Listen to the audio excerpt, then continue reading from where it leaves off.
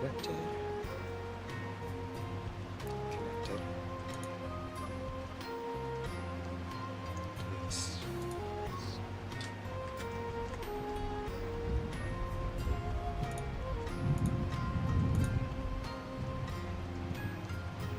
Good.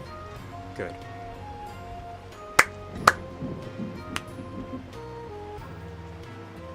Well.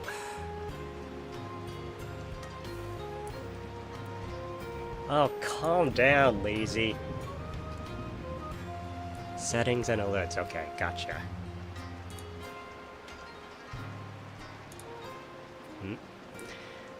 Where did that lazy bum go?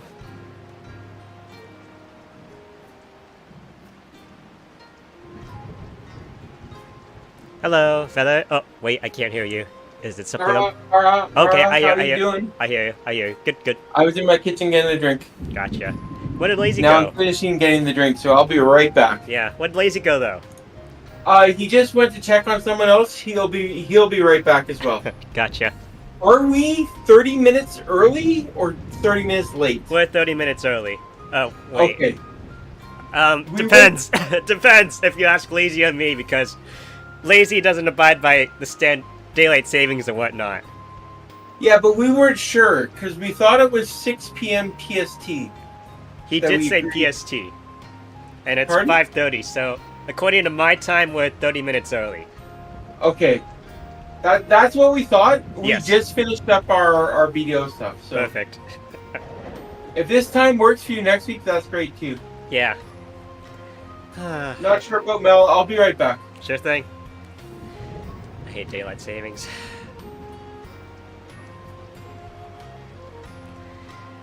Why? Why? Why? Who thought it was a good idea to... Oh, Ben Franklin. Never mind. I know the answer. Now...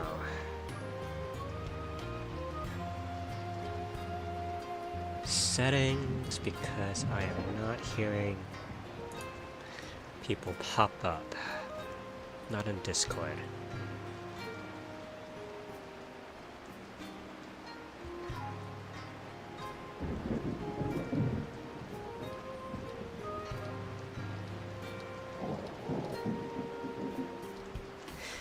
I should be able to hear those sounds.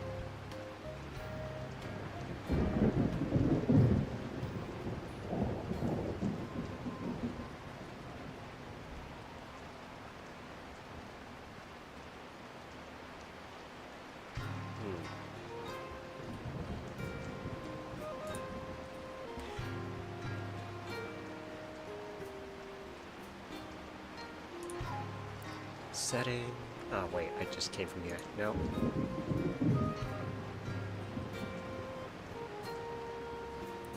Alright, where did that lazy bum go?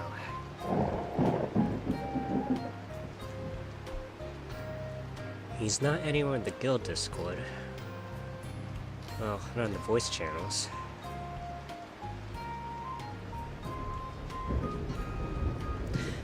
Oh well, might as well knock out my dailies.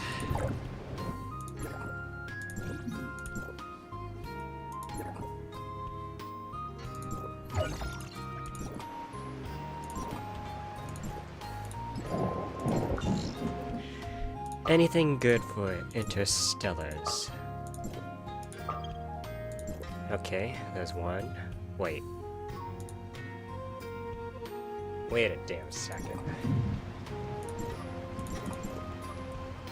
Today is Saturday and we have silent chips.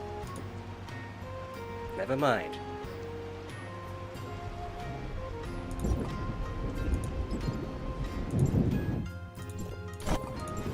I'm skipping those.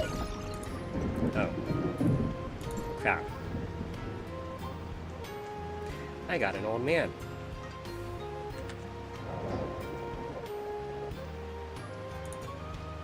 That's good to know.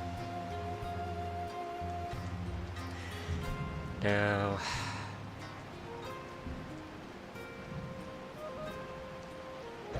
yeah, that's definitely... I am back. Hey, welcome back. Thank you. Not much is happening. So, I have improved my gear by about 10%. Yes. Wait. Since last time. So I'm wondering if that's going to... Or my gear score, I should say, by about 10%. So I'm wondering if that's going to make a difference. It might not, but we'll see.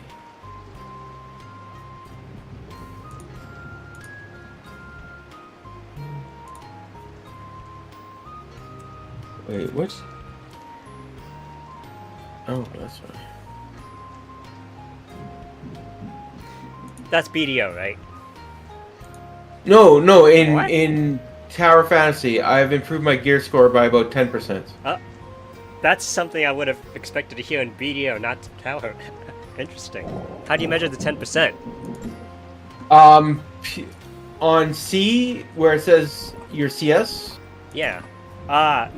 You just gave it a it's rough about- calc? Yeah, it's about 10% higher than it was last week. Nice. That's because I augmented something that I didn't have augmented before. Wait, did I hear somebody? Oh. Oh, hey Mel. Good day. Good day. For some reason I can't hear notifications, so... I think I heard it from somebody else.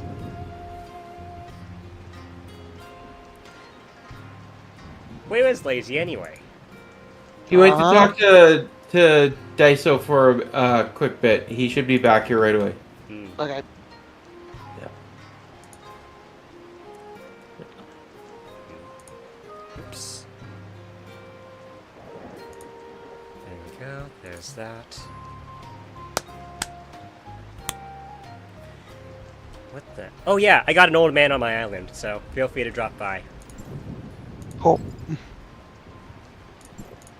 Do you know where he is? Nope, I'm about to go in to find him.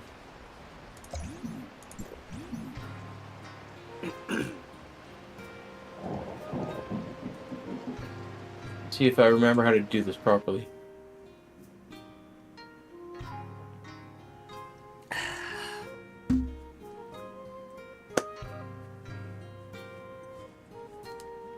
I found mine with 4 minutes to spare yesterday. There you Nice. are. I did not even bother going to check in. Definitely not worth the effort.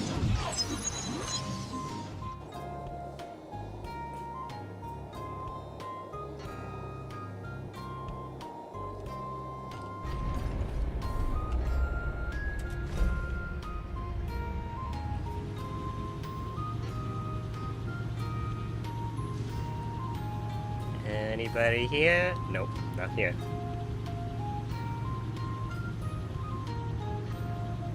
Oh, found him on my location.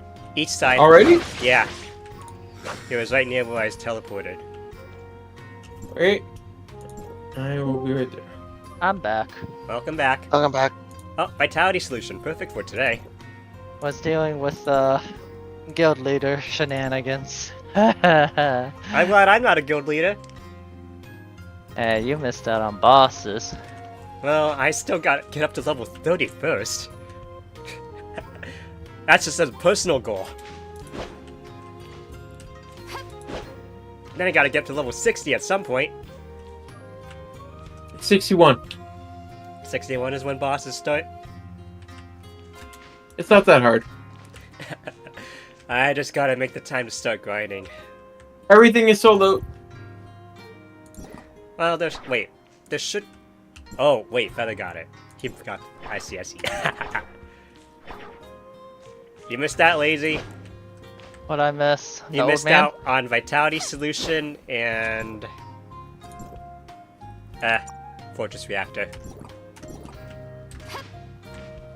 Man, this whole week was literally guild politics, guild politics, guild politics, and guild politics. It's actually kind of absurd. You signed up for it, my friend. Yep. I turned down like 6 different guild alliances already. This is pain in the ass. I need to make a mark on my guild page that's like, if you're asking for an alliance, it's a no. And I'm here to watch the fires start burning. Beam machine.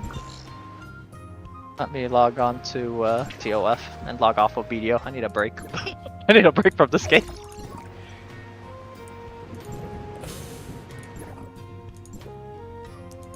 If you thought you were Already gonna get 2 a weeks in, break, you realize mistakes were made. if you thought you were gonna get a break after quitting Cho, you were dead wrong. It's the opposite.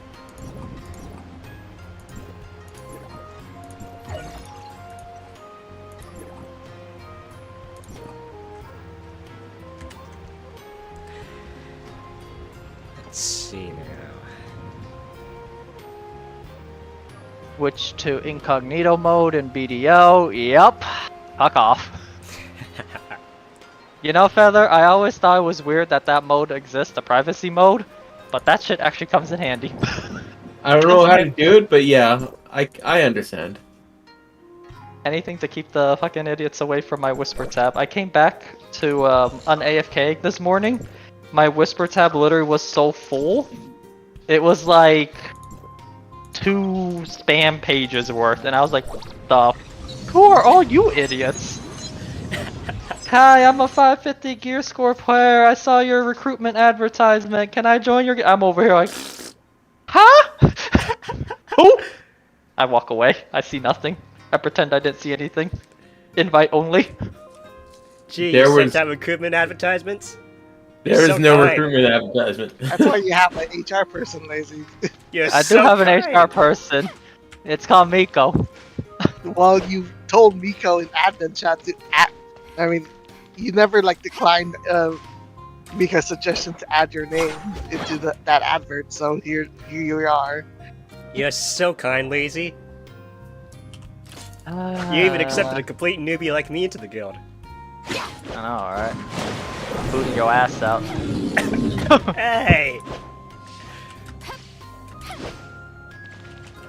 Oh, Aratata is joining.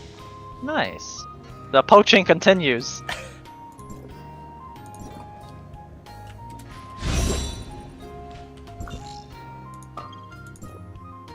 The poaching continues forever. You know, I say I'm doing good. I devoured like 6 guilds into this guild already, basically. Or not maybe 6 guilds, but like 6 different groups. And I'm somehow balancing all 6 groups to not fucking kill each another. The Dell group, the Sprouts group, the Sanctify side, working with them, keeping it nice and clean, yup. The RIP people whenever they get their asses in here. The ex-Siege players from Cho, Corrupt, and I think that's Vertex, yeah that's Vertex, and Digi. And bouncing those older players out. And then the newer players. Literally just bouncing everybody. Yeah, I need a break from BDO. So this is how you get people to quit the game. You tell them be guild leader for a day. Sounds like a good plan. And then Fogan Friday's CCP side is asking for an alliance. I'm just gonna put that in admin real fast. Where's admin? There's my admin. And now we get to run ToF stuff. I know. Finally. Peace and quiet. Ah, so this is your sanctuary now. My sanctuary is that lazy bedroom up there. Or nap room. Whatever they call it. That's true. That does sound pretty nice. Yeah, they don't bother me in that chat. That's the one that they know I kind of like exist in. And then I need to make a quiet time role. I'll just tell them to do that one. Lazy. I just turned off Discord for a week. I can't do that as a guild leader. Guild will literally burn without me after 5 minutes. I saw it That's- happen twice already. Probably true. What's today's joint operation? Oh, it's Sweet. calamari. Yeah. Did they reset boundless sequentials? No, they did not, thank God. I did get the extra rewards for it though. Yeah, that's what I was asking. Alright. Making party. Auto join up. Join on me. Roger, roger.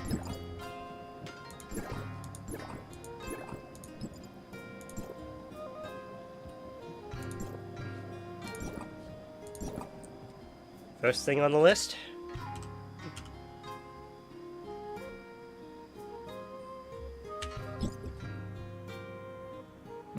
joint operations, Void Rift, Frontier Clash.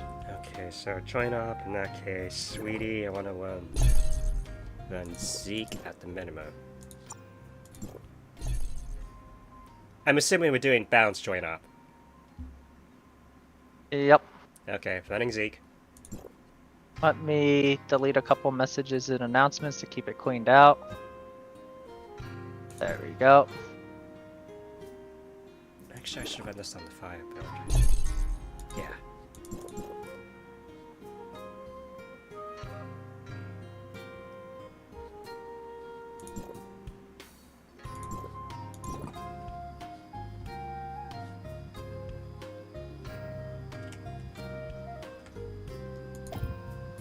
Nothing too strenuous as far as activity goes today, right?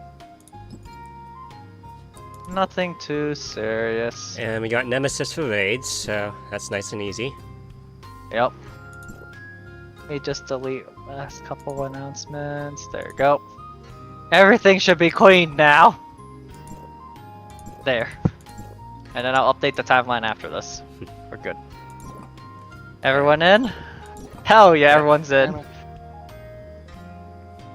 Let me just switch to balance JO. I got hit by something. You! There. What dastardly villain would do such a thing? A stupid bird I'm next to. This bird has a big brain. It pokes me.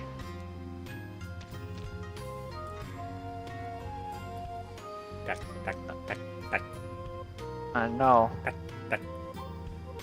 It deserves death for its horrible thing. Yakitori? Reset. Save.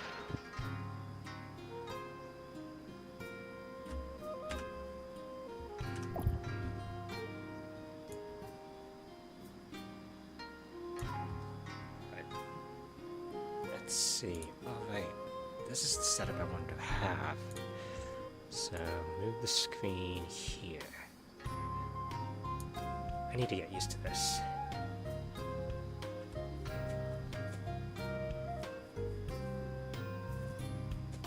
Everyone ready? I do believe Right here. so. Ready? Okay. Oh, this booty wants to be tamed. Do it.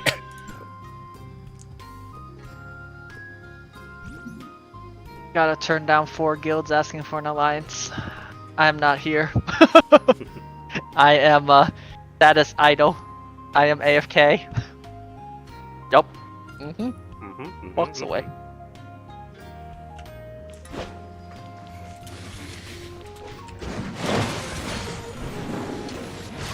Well, Feather, you're gonna do more wars in the future too. Get ready.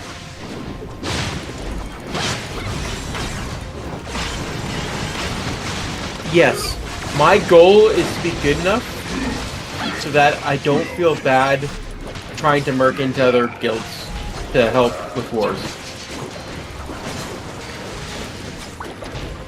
If that makes sense. I guess. You'll be fine. Although the thing here is most mercs will only do their thing for trials, like PvP trials. Just something to keep note of. Okay, I'm gonna execute these guys in a second. 1, 2, 3. Wait, oh, I don't have the settings.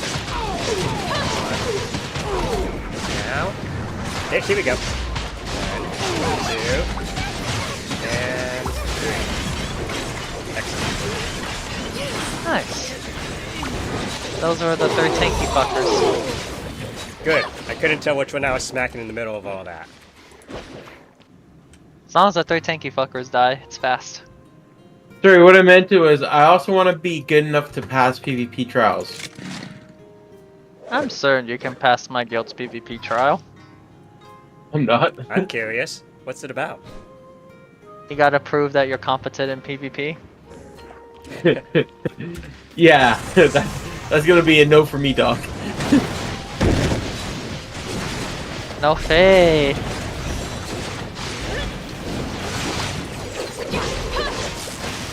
The last person I PvP trial, they couldn't even hit me. They were screaming the whole time. I just blinked around them really slowly and watched them, and I was like, I think you failed. And then they got really nervous and fucked up and died.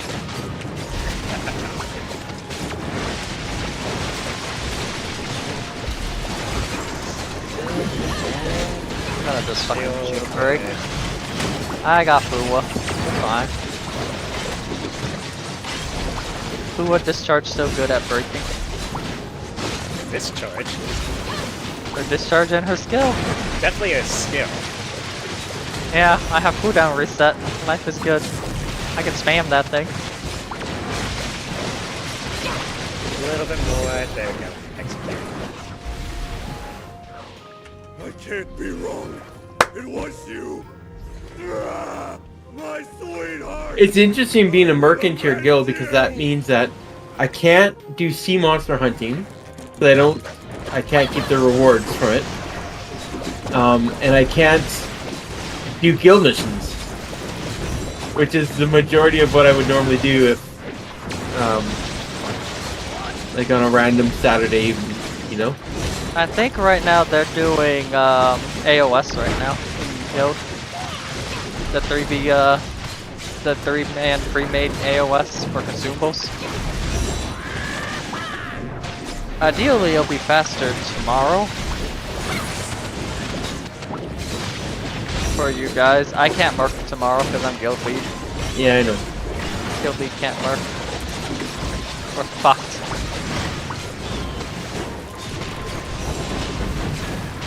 Get back here. Ray. Ray. Appreciate it if you doesn't stop knocking me around.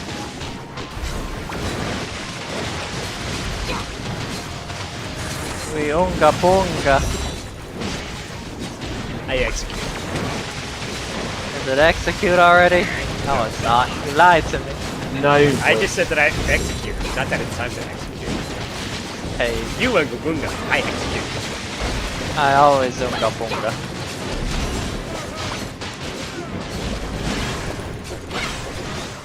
Even when I don't want you to.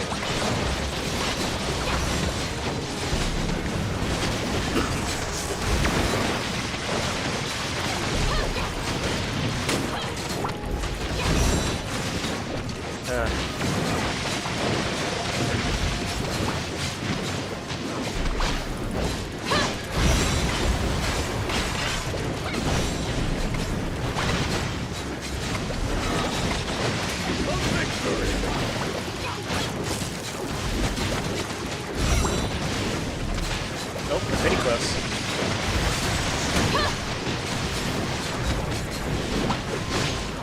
Alright.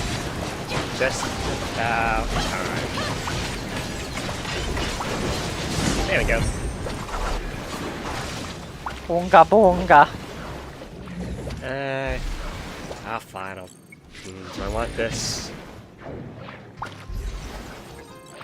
I'll pass.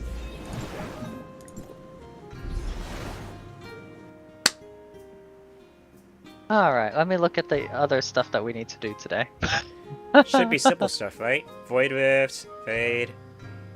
Yeah, because we already did our Frontier Evolution Yeah. and Void Abyss. And Origins of War, we can always put that off for a little later.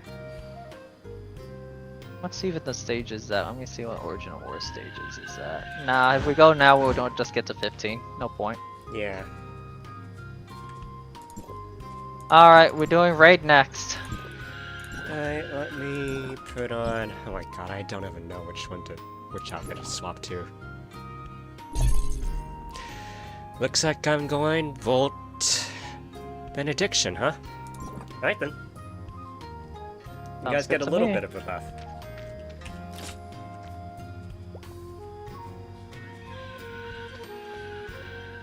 My game's loading for me switching weapon sets. Clearly I have too much shit I'm switching. Apparently. There we Wow. go. The game actually lagged from me just switching to my Volt set. Alright, right it is. And I finally hit 50% crit. Woohoo! Oh, what? Oh, whoops! I clicked something bad. There we go. Woohoo! 50% crit. We go. Are you proud of me, Lazy? Where's my 100? Shut up. I can't I afford think- that. I think at triple volt I still sit at like 96%. God damn.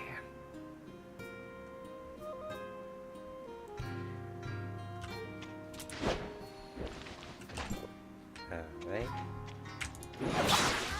Oh, looks like Feather gets it.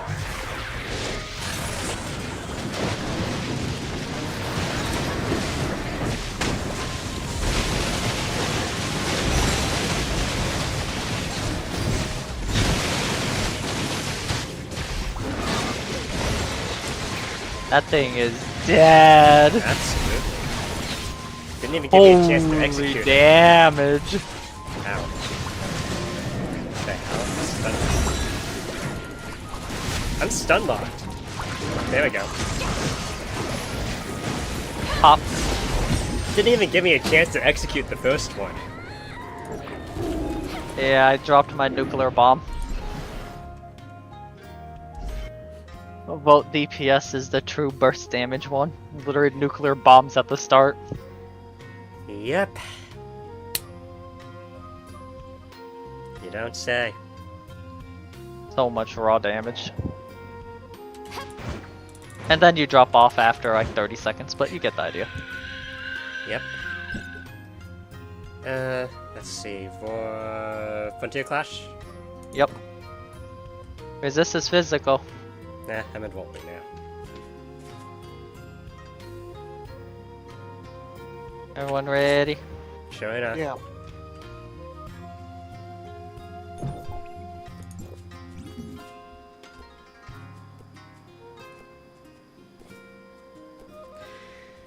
There's so many different types I have to swap around to.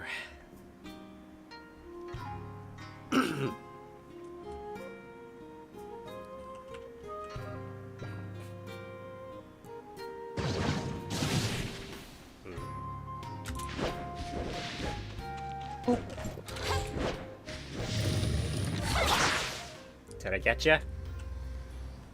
No idea. I'll stand. We'll see. I don't think so. Oh, come on! There Hey! we go. And Bye! 2 of them. Oh wait, did you do it? Yeah, got it hidden. Got the only hidden. Bye bye. Woo!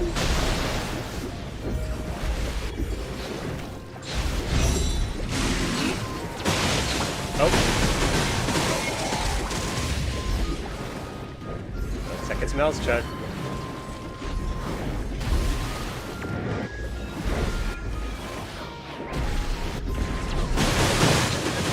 Set up nuke, and nuke fires.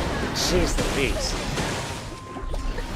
Barely got my Set up. skill off. Setting up second nuke. Nuke ready. Missiles incoming. Oh, Nuke fire. jeez Louise. I see it. Yeah, you saw that lightning bolt and it's just like death. Yup, Get that's wrecked, it. noob. That's it. That's a lightning bolt. Nuke ready. Nuke fire. Wham. Execute. And we're done.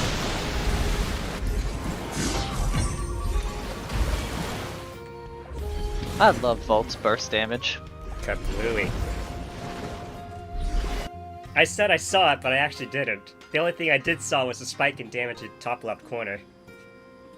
Yep, that's the nuke. Looks like a little lightning bolt hits them. Like, I literally blinked and I didn't see it. And then they die. Yes. And they said Beverly is not good for main DPS, it's only support. As she like zaps things to death instantly. Quality game. Alright. Void Void Rift. Rift. Yep. Okay, swap. I'm just gonna do mobility. Oh yeah. Let me switch in Rebellia. You guys can do the Unga Bunga. I'll be rebellious. I can fly around to make it easier. I'm just gonna fly around with a combo of, who do you call him? Lon and Yon Mao. Yeah, I'm gonna fly around with Rebellia to get each of the spots. I gotta handle the mergers. I gotta handle the alliance. That's gonna be afterwards. I'll get dinner before I do that nonsense because that's a lot of stuff I don't want to look at just yet. I might hop over to start grinding immediately after this. I'm curious as to what I'm gonna have for supper.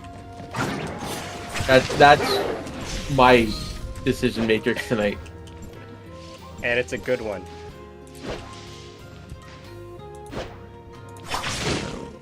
I have no idea what I'm gonna eat yet. Aren't you glad you're not guild leader? Ah. Oh hey! Oh.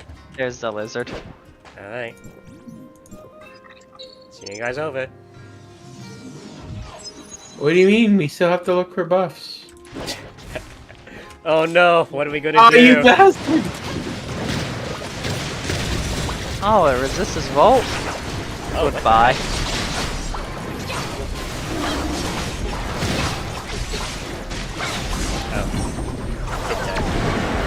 Thanks, Mal. Points. I was like, it resists his volt. It's over. I am trash. I think I got his I tail did, off from me. yeah. I got the burst damage from Yon Mao, so. That helped. Alright. Now I do my dailies. Was there anything else we missed? Honestly, I don't I think think so, that's all right? we needed for ToF today. Yeah, it wasn't a big day. Yeah. So, 6 p.m. Pacific is actually a good time for us to do ToF because that's after Guild Bosses on BDO on Saturday. So that we're gonna keep the same time. And eventually Who I'm knows? going to join you guys over there, so yeah. Yeah, it was. I messaged everyone like 30 minutes before the actual timer. So Mel, it's our 7 o'clock. You know PST was right now it's 6 o'clock right now. Yeah, we were half hour early. Yeah, we were a half hour early Okay. because Guild Bosses went rather smoothly. We had some issues, but it went rather smoothly considering it was the first time the guild was doing it. I was expecting more of a shit show. You know, Feather? I was expecting a lot worse of a shit show. Really? Does that mean my guild is doing better than I expected? Or is it just because I overplanned everything? I thought everything was perfectly fine. Nah, we could definitely have made the boss part a bit more streamlined. I'm going to modify it for the boss part, but yeah, it'll definitely be more streamlined next time. Oh well. Shouldn't be too bad next time around. Got my dailies done. Hell yeah. What is Splendid Imaginings? What is this chick? Ah, Beverly. She's a Frost and Volt support character. Well, I say she's a support character, but I use her for my main DPS. But yeah, she's basically a support character.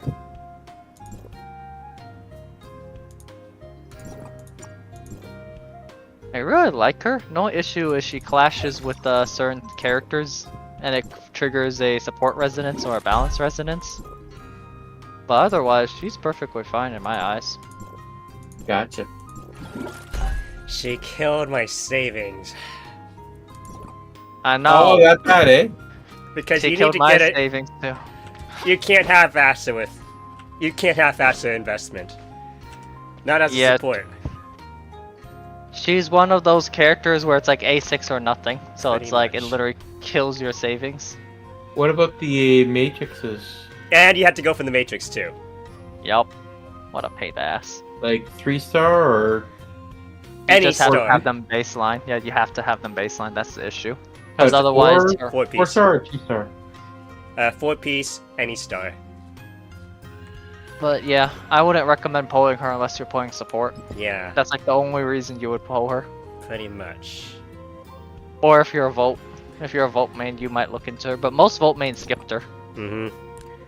Only the hardcore support players like me actually pulled through all the way. And I did as well. She is Fiona 2.0, so... As far as support teams go, she is now one of our 2 new pillars. Yeah, it's her and fucking Fiona for Yes. support team. And then the third is whoever fits the situation. Yeah. If it's Oh, just pure increase healing by support, 30% for 30 seconds. Yeah, I can see why that would be important. everybody wants the damage buff. Yeah, it gives it to your party members, not Glance, glance. Look. For the 4-piece, you. If you're in Benediction, it gives it to your party member. Yes. but not you. I think it gives it to you too, actually, but it's not like the real reason you use is to, literally to buff your party, not you. Yeah, yeah. Enjoy your damage buffs. You The filthy damage animals. buff is surprisingly really high too. I was looking at it. Oh yeah, Mel, which boss did you need, world boss wise? Honestly, pennies. But. I'm by Tauti if you wanna TP to me. I'm gonna blast his ass into oblivion. Okay. You know what? I'll join you guys over there. Cause you know, he is weak to Volt. That is a sign he dies. I've got this red nucleus for all swords as 1. That obviously I've never Uh-oh. used. Oh no, you can't use it anymore. Well, what do I do with it now? Is it stuck in my inventory forever? For the Yes. time being, yeah. No, like even if it comes, even if the banners come back, though, lazy, it's gonna be Does it? free. It's free issue. Remember, not their specific banner. Ah, I see. That's annoying. I was curious about that, if it would be a specific banner. I mean, that's how Gacha gets you sometimes, right? Kinda, yeah.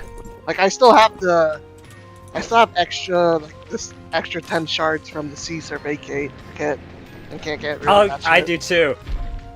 Can you even convert those into, like, Nope. gold? Nothing? Can't convert into anything? Nope. Oh, I've got extra red special vouchers. Oh no. Oh no. Oh my god, Lazy, you almost killed it. Yeah, I know. I said it's weak to Volt.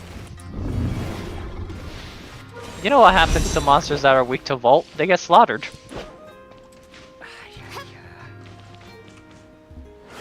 Volt's my main element. You should know this. Yes, I know. But it's just that I'm so used to seeing Tauti in the raid, not as a world boss. Yeah, if it's a Yeah. fucking weak to Volt mob, that thing is exploding in seconds. Typical Volt main. Typical Voltman. Okay, are we done? We are. Mm-hmm. Last day. Oh, I just gotta do join ops, so I can kill my stamina on that. I am out of weapon material, so I'm just spamming Dimension Trials right now. Beverly and Yulon ate all my materials. Yeah, Actually, I don't even characters think do that. Yulon is. I don't even think Yulon is finished upgraded yet either. Ah. Expensive motherfuckers. You don't say. Well, Yulon's worth it.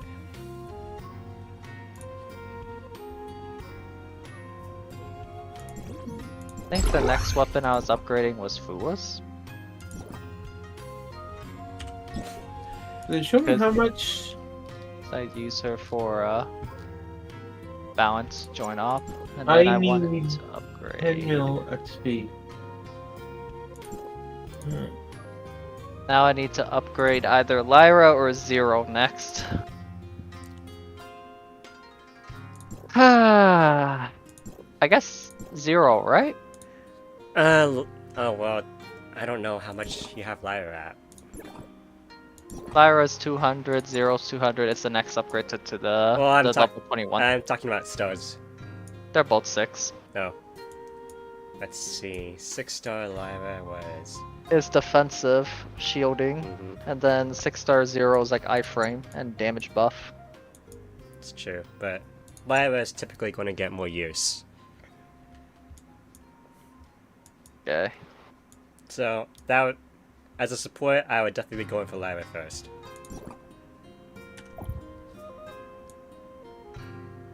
There.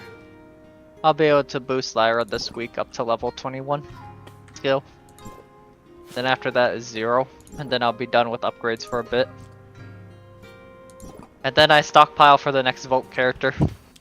Yeah, I'm trying to decide whether or not I want to upgrade my current weapons as is, or stockpile for an upcoming character. I am I not haven't- pulling for any character for a while, so it'll just be, you know, the next Volt, which is a I've while been away. way too focused on fodder, so I think I have enough upgrades for like 3 to full 200 characters. Oh my god. Yeah, I have It's not. nice when you just focus on like one element, right, Mel? You see it? It's just Ah! like you Well, no, have so much shit. Well, Ah! that and also like I haven't touched. I don't use my vitality for any JOs at all, even for the ones we just did like there. True. I still Especially need after to. you finally complete your armor. Ah, Yeah. that's the problem with me being a basically jack of all trades healer. I had to invest so much more in all the weapon materials. You'll be fine. I have faith. I had to do those. I had to do the stargates to Guys? compensate. Yeah, what's up? I'm so close to level 100. Go, go, go! I just need like a. Oh shit! This area's not horrible. What the fuck? Damn it! I just need a key box. That'll get me over.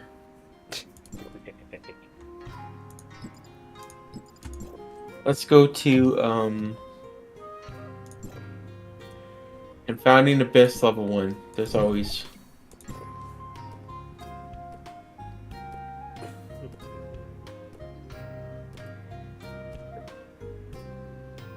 And then I can level up all my weapons. Oh yeah, And that's my- true. Matrices. It's been so long since I've had to level up, I forgot that. Yeah, and I'm gonna have to do everything, so. Oh man. Hey, there's a... Oh, I found one of those thingamabobs. Dream machines. Ah, dream. Have I done my dream machines? I don't think I've seen it pop up at all.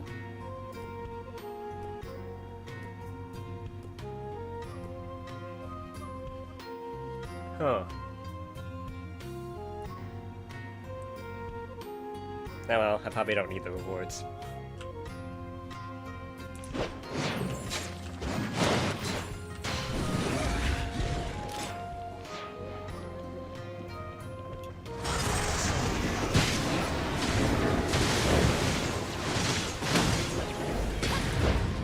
I 3-tapped that fucker.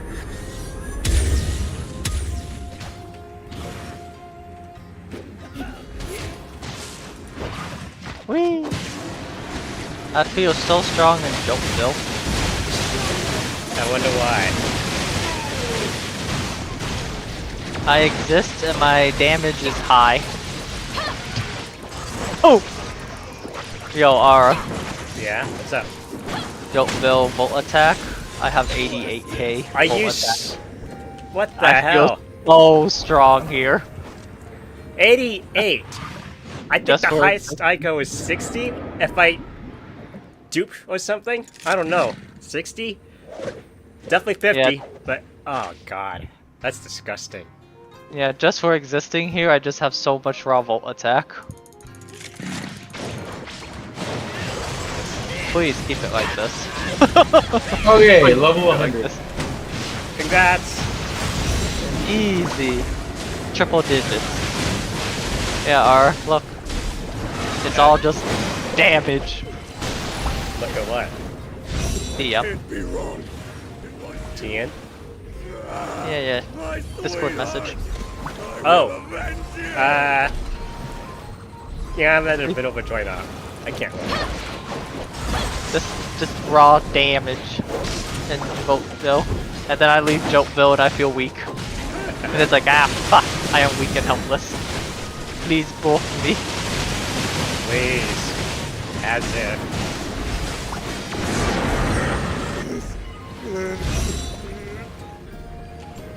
I need to go to the fireplace and grab some of those gift boxes. That's what I need before I forget.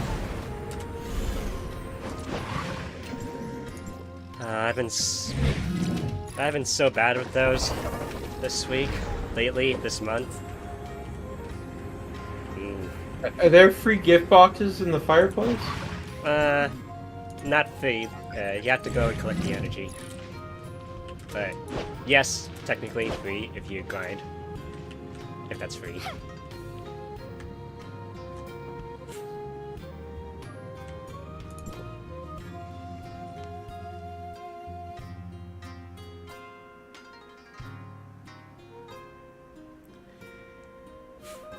Oh, and it's specifically the gift boxes for Domain 9 characters. So, it's kind of valuable. Yeah. And I've definitely been slacking off on those.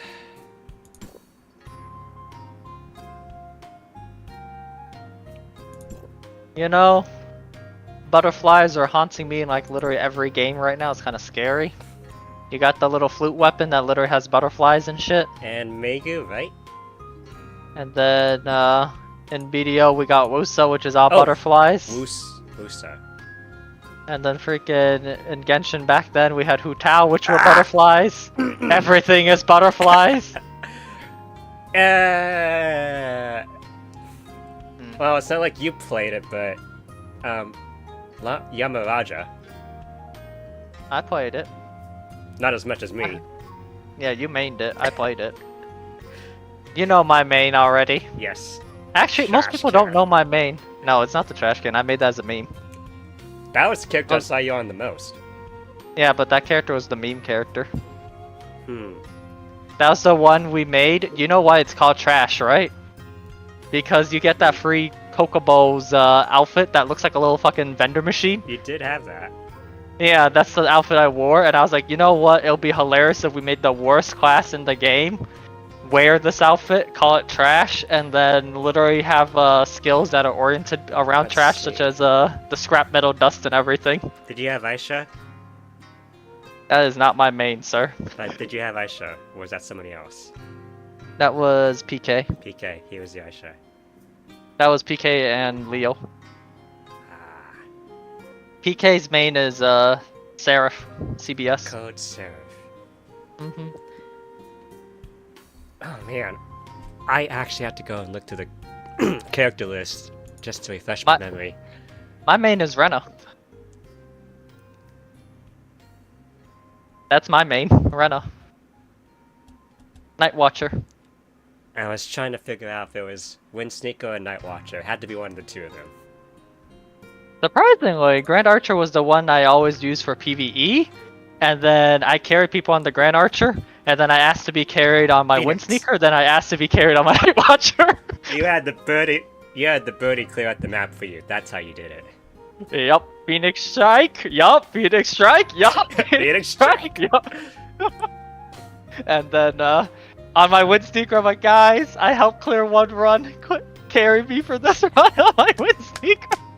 Because my Wind Sneaker was the first main, but then I went to Night Watcher when I saw how nice her kit was with the zoning. Yeah. I have found I have a preference for classes that can zone enemies, so. Definitely. I thought it was actually the other way around. I thought it was you used Reyna specifically for PvE and your that Eve was your overall main. No, that Eve was my meme character. That's the character that also acts as my trash can, aka the character that holds a lot of stuff, so that might be why you see her. It's because I usually AFK on her next to the market. Yes. That would be why. She's the one I sell stuff on. She is trash can. But no, it's Rena main. Because I have, my Grand Archer was named Shooter, and then my Wind Sneaker was literally named Kicker.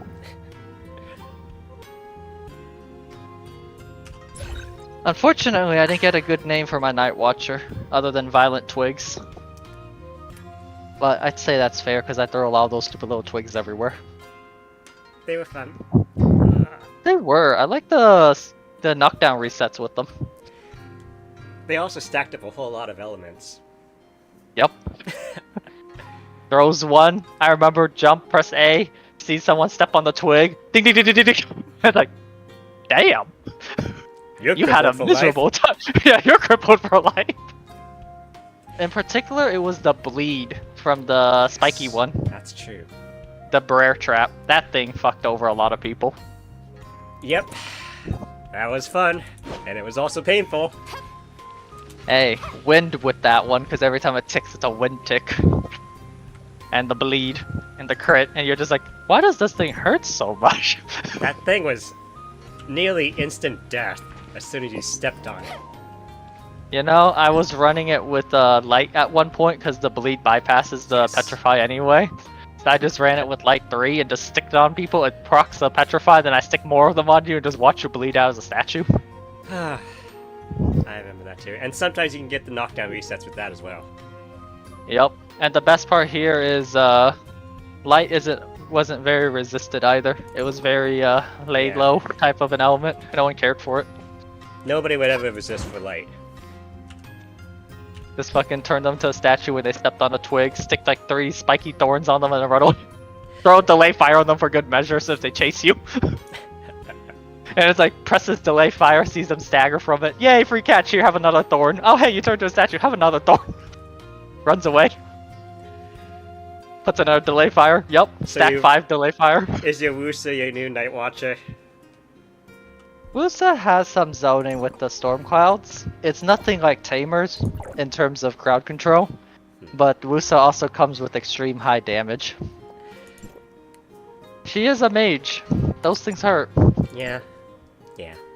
That's usually what they do. You could always make a trial character and practice PvP too. That is still my best way to introduce people to the game, because then they don't have to worry about gear or anything. I'm still working on... I want to get Mayweather up to level 60 first, and then start doing the trial characters. Yeah. When it comes to these types of games, I like to delve into the PvE aspects first before going to PvP. Luckily for you, PvE and PvP is completely different. Woo! You just get more familiar with certain skills, that's all. Right now I'm just trying to figure out how to best move around the map. I just have a good time watching people run at my Wusa and dying. Figuring out how to move around the map, how to move your character, that is extremely vital for all PvP aspects. Get on a horse and start riding. Honestly, the best way. As far as combat goes. You're a Meiwa. Hold right click. Yes. That right click. Is that just for her? That's just for her. Oh. That's her and Musa, I think, that has that type of movement. No other class has that movement. I'm spoiled. Yeah, you hold right click, that's how you dash. If you ever want to dash as a tamer, you'll hate yourself. It's actually a key input chain of about 8 or 9 skills that you keep rotating. And its cooldown is never the same, so it's not exactly the same every time. Why is it not the same? Because each skill goes off cooldown differently. Tamers move by chaining skills, so they'll use a skill that throws them forward, they'll cancel it with a different skill, then they'll use another skill that throws them forward. Gosh. And then they'll cancel that skill, they'll use another skill to cancel and throw them forward. That's how Tamers fight, they cancel skills. They have so many skills with their B stance that they can literally just keep switching stances and keep using skills to move around. So just cancel skill with another skill. Yep, animation cancel. When done correctly, it looks like the tamer just runs in a straight line. When done at a really high level, it looks like the tamer blinks from one spot to the next and you didn't see anything happen. So your basic bitch tamer kind of walks at you really slowly with a couple dashes here and there mixed in, or they kind of hop at you. Your intermediate tamers look like they're dashing and then has like a weird little stutter animation, then they dash, and they stutter, dash, stutter kind of thing. And you're like, what the fuck? Yeah, that's your intermediates. How many actions per second do you reckon the ZZ loop was? For L-Sword. L-Sword? Like Not that 7? high. 6, It's probably 7? pretty low. I think it will be about 4, right? 4 or 5? Well, ZZ loop? The ZZ loop is ZZX, then right, left, right. Yeah, it's about 6. Yeah, 6 or 7. Tamer 9 just to move. Yeah. Because it's, Tamer's PvE combo, which is the simple one, is 34 skills in 7 seconds. 30. Okay. And Yeah. each skill is 2 inputs. So basically, you just have to be playing like Kobe Blader. Gotcha. Yeah, but the thing here is if you cancel too fast, the damage doesn't go out. There's an issue if you cancel too fast. And then if you cancel too slow, you get locked in animation. There's a specific timing for it. I still have the timing, surprisingly. I fought someone on my tamer yesterday. They wanted to learn how to fight as a tamer, and I was like, I can show you the basics. And then they died and they're like, oh fuck! You do weird things, I can't even see your character. I'm like, I show you the basics. If you fight good tamer, you don't even see them when they do their animation cancel. On your screen, it'll look like they blink from one spot to the right in front of you, and then you're dead. That's how good tamers look like when they fight you. It looks like they're across the map from you, they're in front of you, you're in the air somehow, they're behind you, and then you're dead. That's what it looks like. It looks like a bunch of blinks, like they're teleporting. Or like really laggy or something, like desyncing lagging. I would definitely mistake something like that for lag. Yeah, but that's just how tamers fight when at the high end. And they cancel skills so fast the game can't register it anymore. Nasty shit. You don't say. You know, I had a tamer run at me really hard yesterday. He was like, "You're the traitor!" And I was like, "Oh, I can't be wrong. it's Zio. I taught you, didn't I? Back then? Taught you the basics?" He's like, "You didn't teach me shit! You stole my infinite combo!" And then What? he ran right at me, and I was like, "Oh yeah, I forgot you made that infinite combo. You're You suck though." thief! He made an infinite... he used to claim he was the best tamer on the server, so I hunted him down obviously and killed him. I did notice one thing. In the 10 rounds that we fought, he caught me once, and that was because he did an infinite combo on me. And at first I was like, huh, I shouldn't die, because my stats are so high. But then I was like, uh-oh, the combo didn't end. He's actually doing a CC loop reset. So I started paying attention to his combo as he kept looping it on me. I died that 1 out of the 10, but in that, so I won 4 times, I lost once. And then the next, all the wins after that, I basically took his combo, modified it, and used it back on him. Because when I was watching him do it, even though he was animation canceling, so some of the skills have no animation, I was still able to roughly gauge out what the skills was, and then I just modified it to make it better. And then I modified it so it works for Awakening, because he actually played Suck Tamer. I played Awakening, so I modified it for Awakening, and then I modified to make it work, and then I modified to make it higher damage. And then the next like 3 times after I killed him was literally the same combo that he did on me, except it was modified for Awakening, and then it was modified for damage, and then it got modified more for min-max damage, and he was like, "Is that my combo?" And I'm like, "Yeah, it's your combo. Thanks for teaching me." Except it's better. Yeah, except this one's better. It hits harder. And it's more protected. And it has iframes. And you can't do shit to it, because you're just a suck tamer. And then he died. But he saw me on the Wusa, he basically was like, "You traitor!" And then he basically made a beeline at me. I fought as a tamer for so long. He was doing his cancel movements and everything where he was blinking all around me like a fucking madman. I just skill shot, fired a lightning bolt from the sky down, sniped him right in the gap between 2 skills protection. He instantly got CC'd. And I was like, "It looks like you fucked up your movement." And then I blasted him and he just died right there. That definitely ain't Baby. good. Baby tamer. Well, to anybody else, they wouldn't have been able to caught him in that little gap. That gap is actually really hard to see unless you play tamer. Only issue with him is that I play tamer. Indeed. The worst player to fight against as a tamer is literally another tamer player that knows how the class works. because they can see through all the mysterious bullshit you do. Because one of the advantage of Tamer is that it's not a popular class, right? So 90% of the player base doesn't know how to fight you. Yeah, it's a very dead class. Combined with the 4 stances where you can literally change your fighting style between like 4 or 5 different ways. Combined with the freestyle type combos and combined with the dog support that can change depending on how you use the dog. Tamer is like a really hard class to know what they're doing if you never fought one before because it just has so many options. That said, I already saw everything, so regardless of what he was doing, I just dropped a lightning bolt on him, knocked him down, and one-shot him.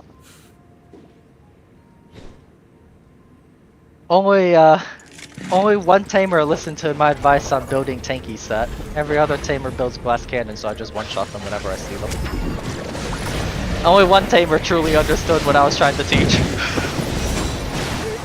Playstyle on tamer was, you exist, you survive, you crawl, you do everything you can to survive, and you just watch and wait, and just keep watching and waiting until you see that one tiny opening.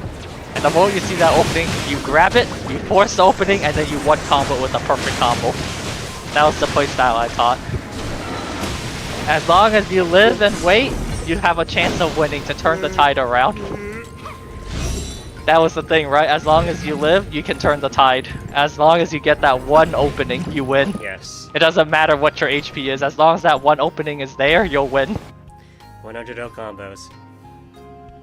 The only issue here is that requires you to build tanky so you don't die while you're trying to exist until they make that opening. Because Tamer's damage is naturally so high already, you don't need to worry.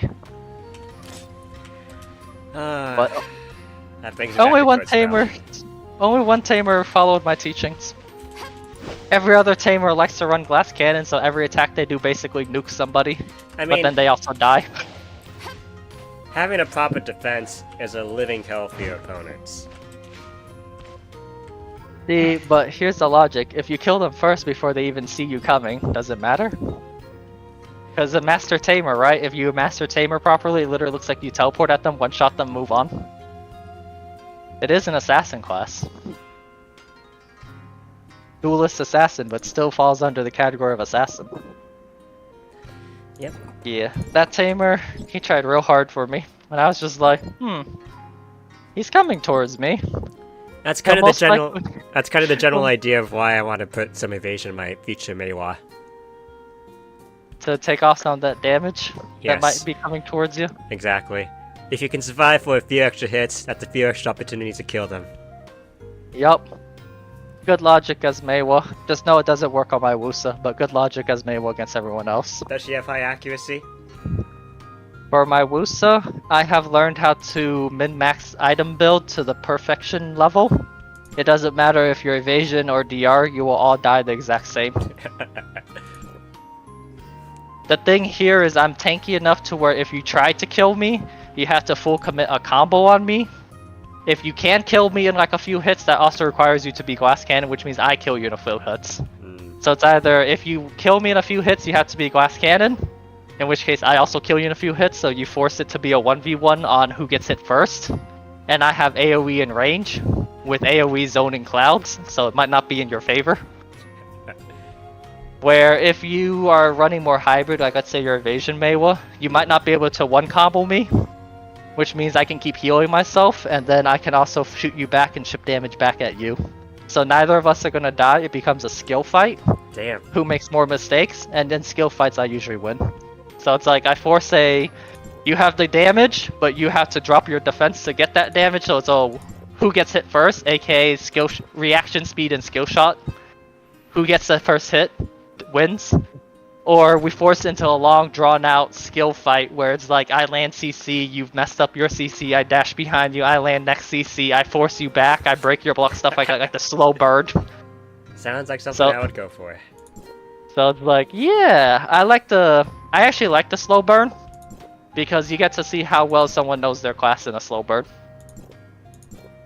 Where if it's a one-shot fight, that's a whole different mindset, right? Like it's whoever lands the hit first wins. Definitely sounds like an end build I'd like to go for. But then I also have to train for the opposite spectrum. Yeah, my build is just tanky enough so hybrid builds can't kill me without dying to my chip. Especially if I win the skill match. And then, if you run Glass Cannon to kill me, you're also Glass Cannon yourself, so I force you to die in one hit as well. Would it be worthwhile to train an archer as a glass cannon? Not the It is. not the ranger, but the AoE archer. Yes. Okay, Archer is always Glass Cannon. gotcha. There's a few cases of archers running more hybrid stuff, but they never do very well. So, but So- again, those archers that run more hybrid stuff, they're actually close combat archers. They actually fight melee. Like, they'd use kicks and everything. They just don't do very well, or is very noticeable, because archers' main feature is how strong they are in large-scale fight. Yeah. So them specking like that basically limits them to small-scale only. Mm-hmm. Besides the mage, besides the wizard, archer is one of the other ones I'm considering. Yup, Archer OP. Strong class right there. Easy stuff. Apparently, it's easier than finding out where the hell my joint op chips are.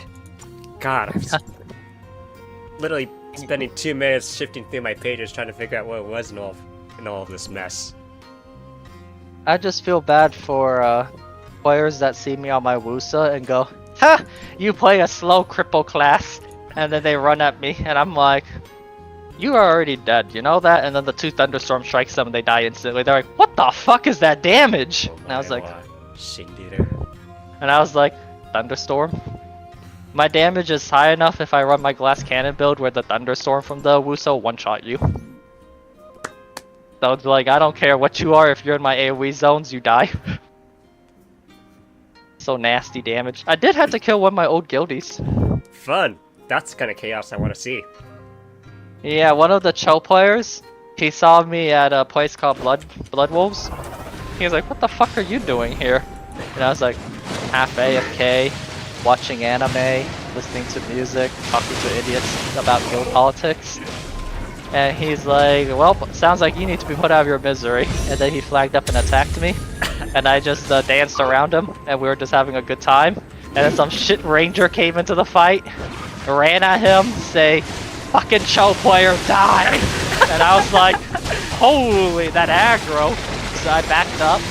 That ranger got him on the ground, did a full combo on him. And then he's just like, "Oh, this idiot again." He doesn't really actually hurt, so I'll finish him off and we'll get back to our duel. He stands up from the combo, he kicks the ranger once the ranger fell over dead. And I was like, damn, unlucky. And then I was like, "Is the ranger that undergeared?" He's like, "Yeah, he's pretty undergeared. I doubt he can kill you in your glass cannon set." Ouch. I think the ranger heard that because it ran at me next and it said die, and then it did a combo on me, and then I was actually in my glass cannon set and I was like, "Oh, this man hurts, what the fuck?" I almost died right there. I blinked behind him, I one-shot him. I was like, "Oh my god, my HB." And then I said to my ex-guildie, I was like, "Look, I almost died as a glass cannon build. That man has gear. You fucking lied to me." He's like, "Ah, your glass cannon said almost died, boo-hoo." I was like, "Means I'm undergeared. I'm still able to be killed off in my glass cannon set." Then that ranger came back to me. I set a storm cloud at where I was standing at. The ranger ran up, grabbed me, the storm cloud one-shot him. And I was like, "Alright, let's go back to our 1v1, shall we?" And then my ex-guildie was like, "Yeah, sure." And we start duking it out. Every time that ranger came in, I just threw a storm cloud in that direction and one-shot him every time he got close. I eventually killed off my guildie. He's like, "Good fights. It's so annoying to deal with your Wusa. I can't even see you 90% of the fight." I was like, "Yeah, that happens." And then he just like despawned back to town or something. And then the ranger came back again. And I basically slapped away his damage, and I said, "He left already, friend. I have no interest in killing you." And then I start going away from him, and he ran up to try and catch me another time. I just set 2 storm clouds behind me. He ran into both and died instantly. I was like, See, "Okay. I don't know what you were thinking, but alright." Special people. see.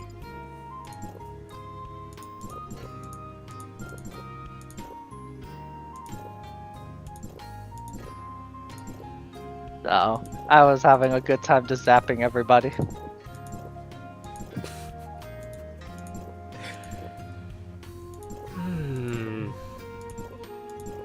But that's just my Wusa. My Wusa is basically Volt, right? I drop a lightning bolt, they die. I was thinking the same thing. Storm Witch. That's what the Wusa is basically. Hey, a question for you guys. Mm-hmm.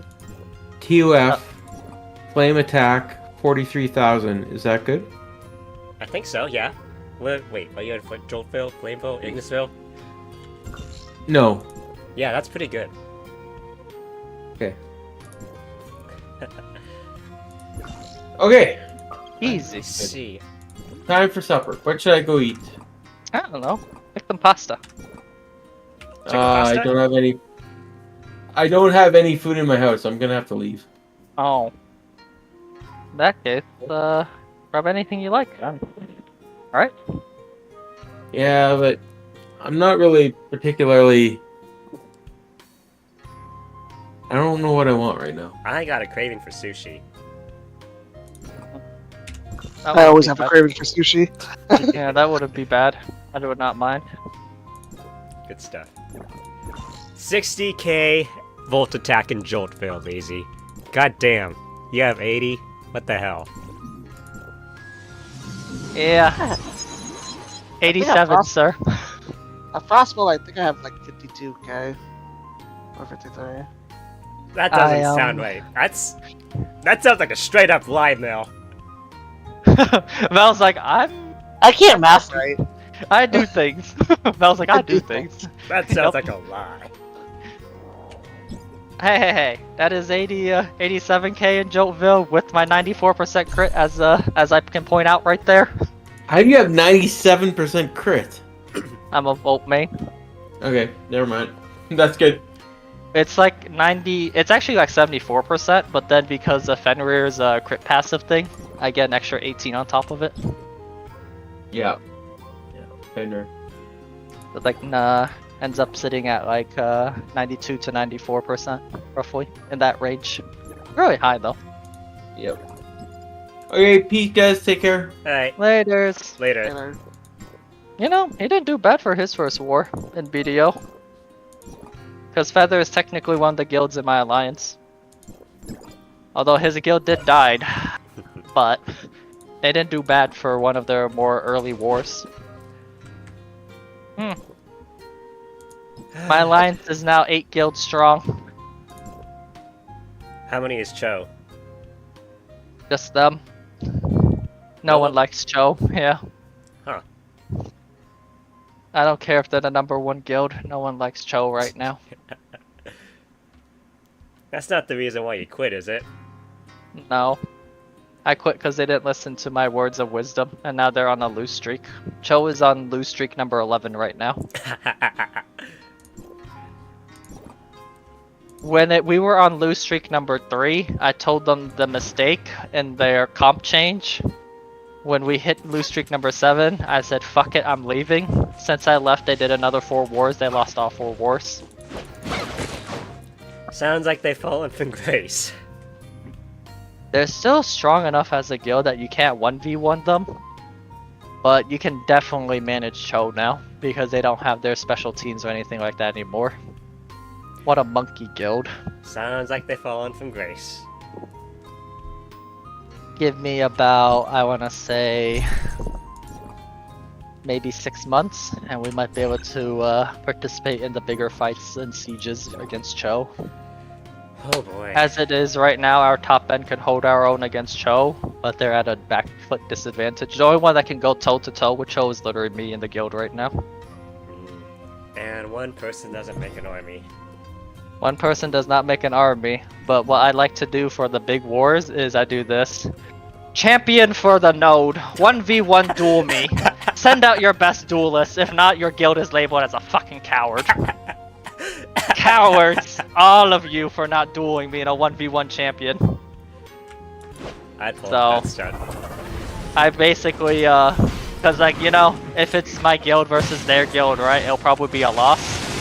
But by saying it like that and provoking them, they tend to take the 1v1 because it's their ego at at risk. Yes. And when they take that 1v1 and lose, if they go back on their words, I have screenshot evidence, and then every guild's trust in them is broken. No more alliances with them. And obviously, I usually win those fights, so I force them into the ground and kill them. Hey, might makes right on VDL. That rule has never been changed. Good to know. The more you win, the more people listen to you. It makes it even worse because the players that recognize my title, the little Arsha's Blessing, they know that I was former Cho, so they're like, oh god. That's a Cho player. So, they see that and they're just like, we stay away from them. ToF's spoken for me. ToF? Yeah. What you do? Oh, Sweetie, never mind. She's alive. Sweetie was frozen in place. Nothing was happening. She just gave up for a second, that's fine. That's okay if she gives up. We like that. I mean, she's not annoying, right? Kinda, yeah, but Palace is the one that's more annoying. Yeah, that's true. I will avenge you! Yeah. We just gotta sort out some guild stuff. I gotta figure out what guild to actually pick as an ally for alliances. And then I gotta deal with guild mergers because too many people want into the guild. Yeah, We don't mind recruiting people, but I don't want to recruit all sorts of rando yahoos that don't really contribute to the guild. You're actually safe from war right now, Aura. I put your character, or not your character, I put your account on protection while you're in the guild. Yeah, I noticed. Well, Yeah, I saw the message. Anyone who kills you basically gets fucked. And I gotta start leveling up over there. I've barely got 8 hours in the game. Yeah. You can't really kill someone who's on protection without fucking yourself over, so. What kind of debuffs do they incur? If they kill you twice, they are considered a criminal player. What kind of debuff is that? That means if I kill them and right then and there, they'll break all their expensive crystals, and if I kill them constantly, their gear will downgrade. I almost want to offer myself up to them. Most people do not want to be negative karma, because that means the moment they die, they lose expensive crystals, some of which goes up to like 6 billion silver. You might lose multiple crystals, so you might lose like 4 or 5 crystals worth 1 billion silver each. What if I accidentally wandered onto a battlefield? But you can't actually. For those bigger fights, if you're a non-participant, you'll get teleported out. That's what protection does to you. It literally teleports you out of the fight if you're in the wrong place. That's why I gave it to you, so you don't wander into a war zone. Had to ask. Yeah, I figured you don't know where you're going, and you might accidentally wander into one of the guild's war zones that's happening, so I just gave that to you, so if you do wander into it, it'll just teleport you back to town. So if you ever...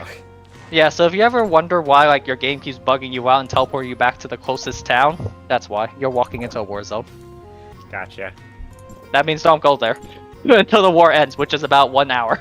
Usually. Or I do go there, if I could. Nope. You're not able to under protection. Yeah.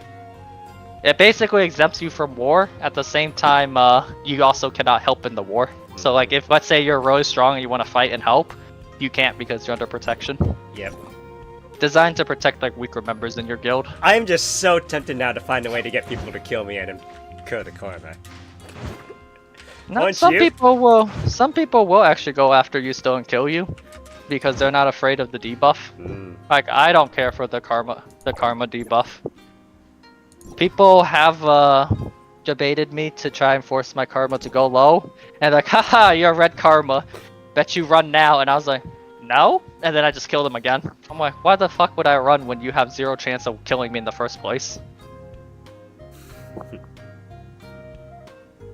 The karma system is punishing, but I used to live as a negative 1 million karma. Was that about when you won the event from Cho?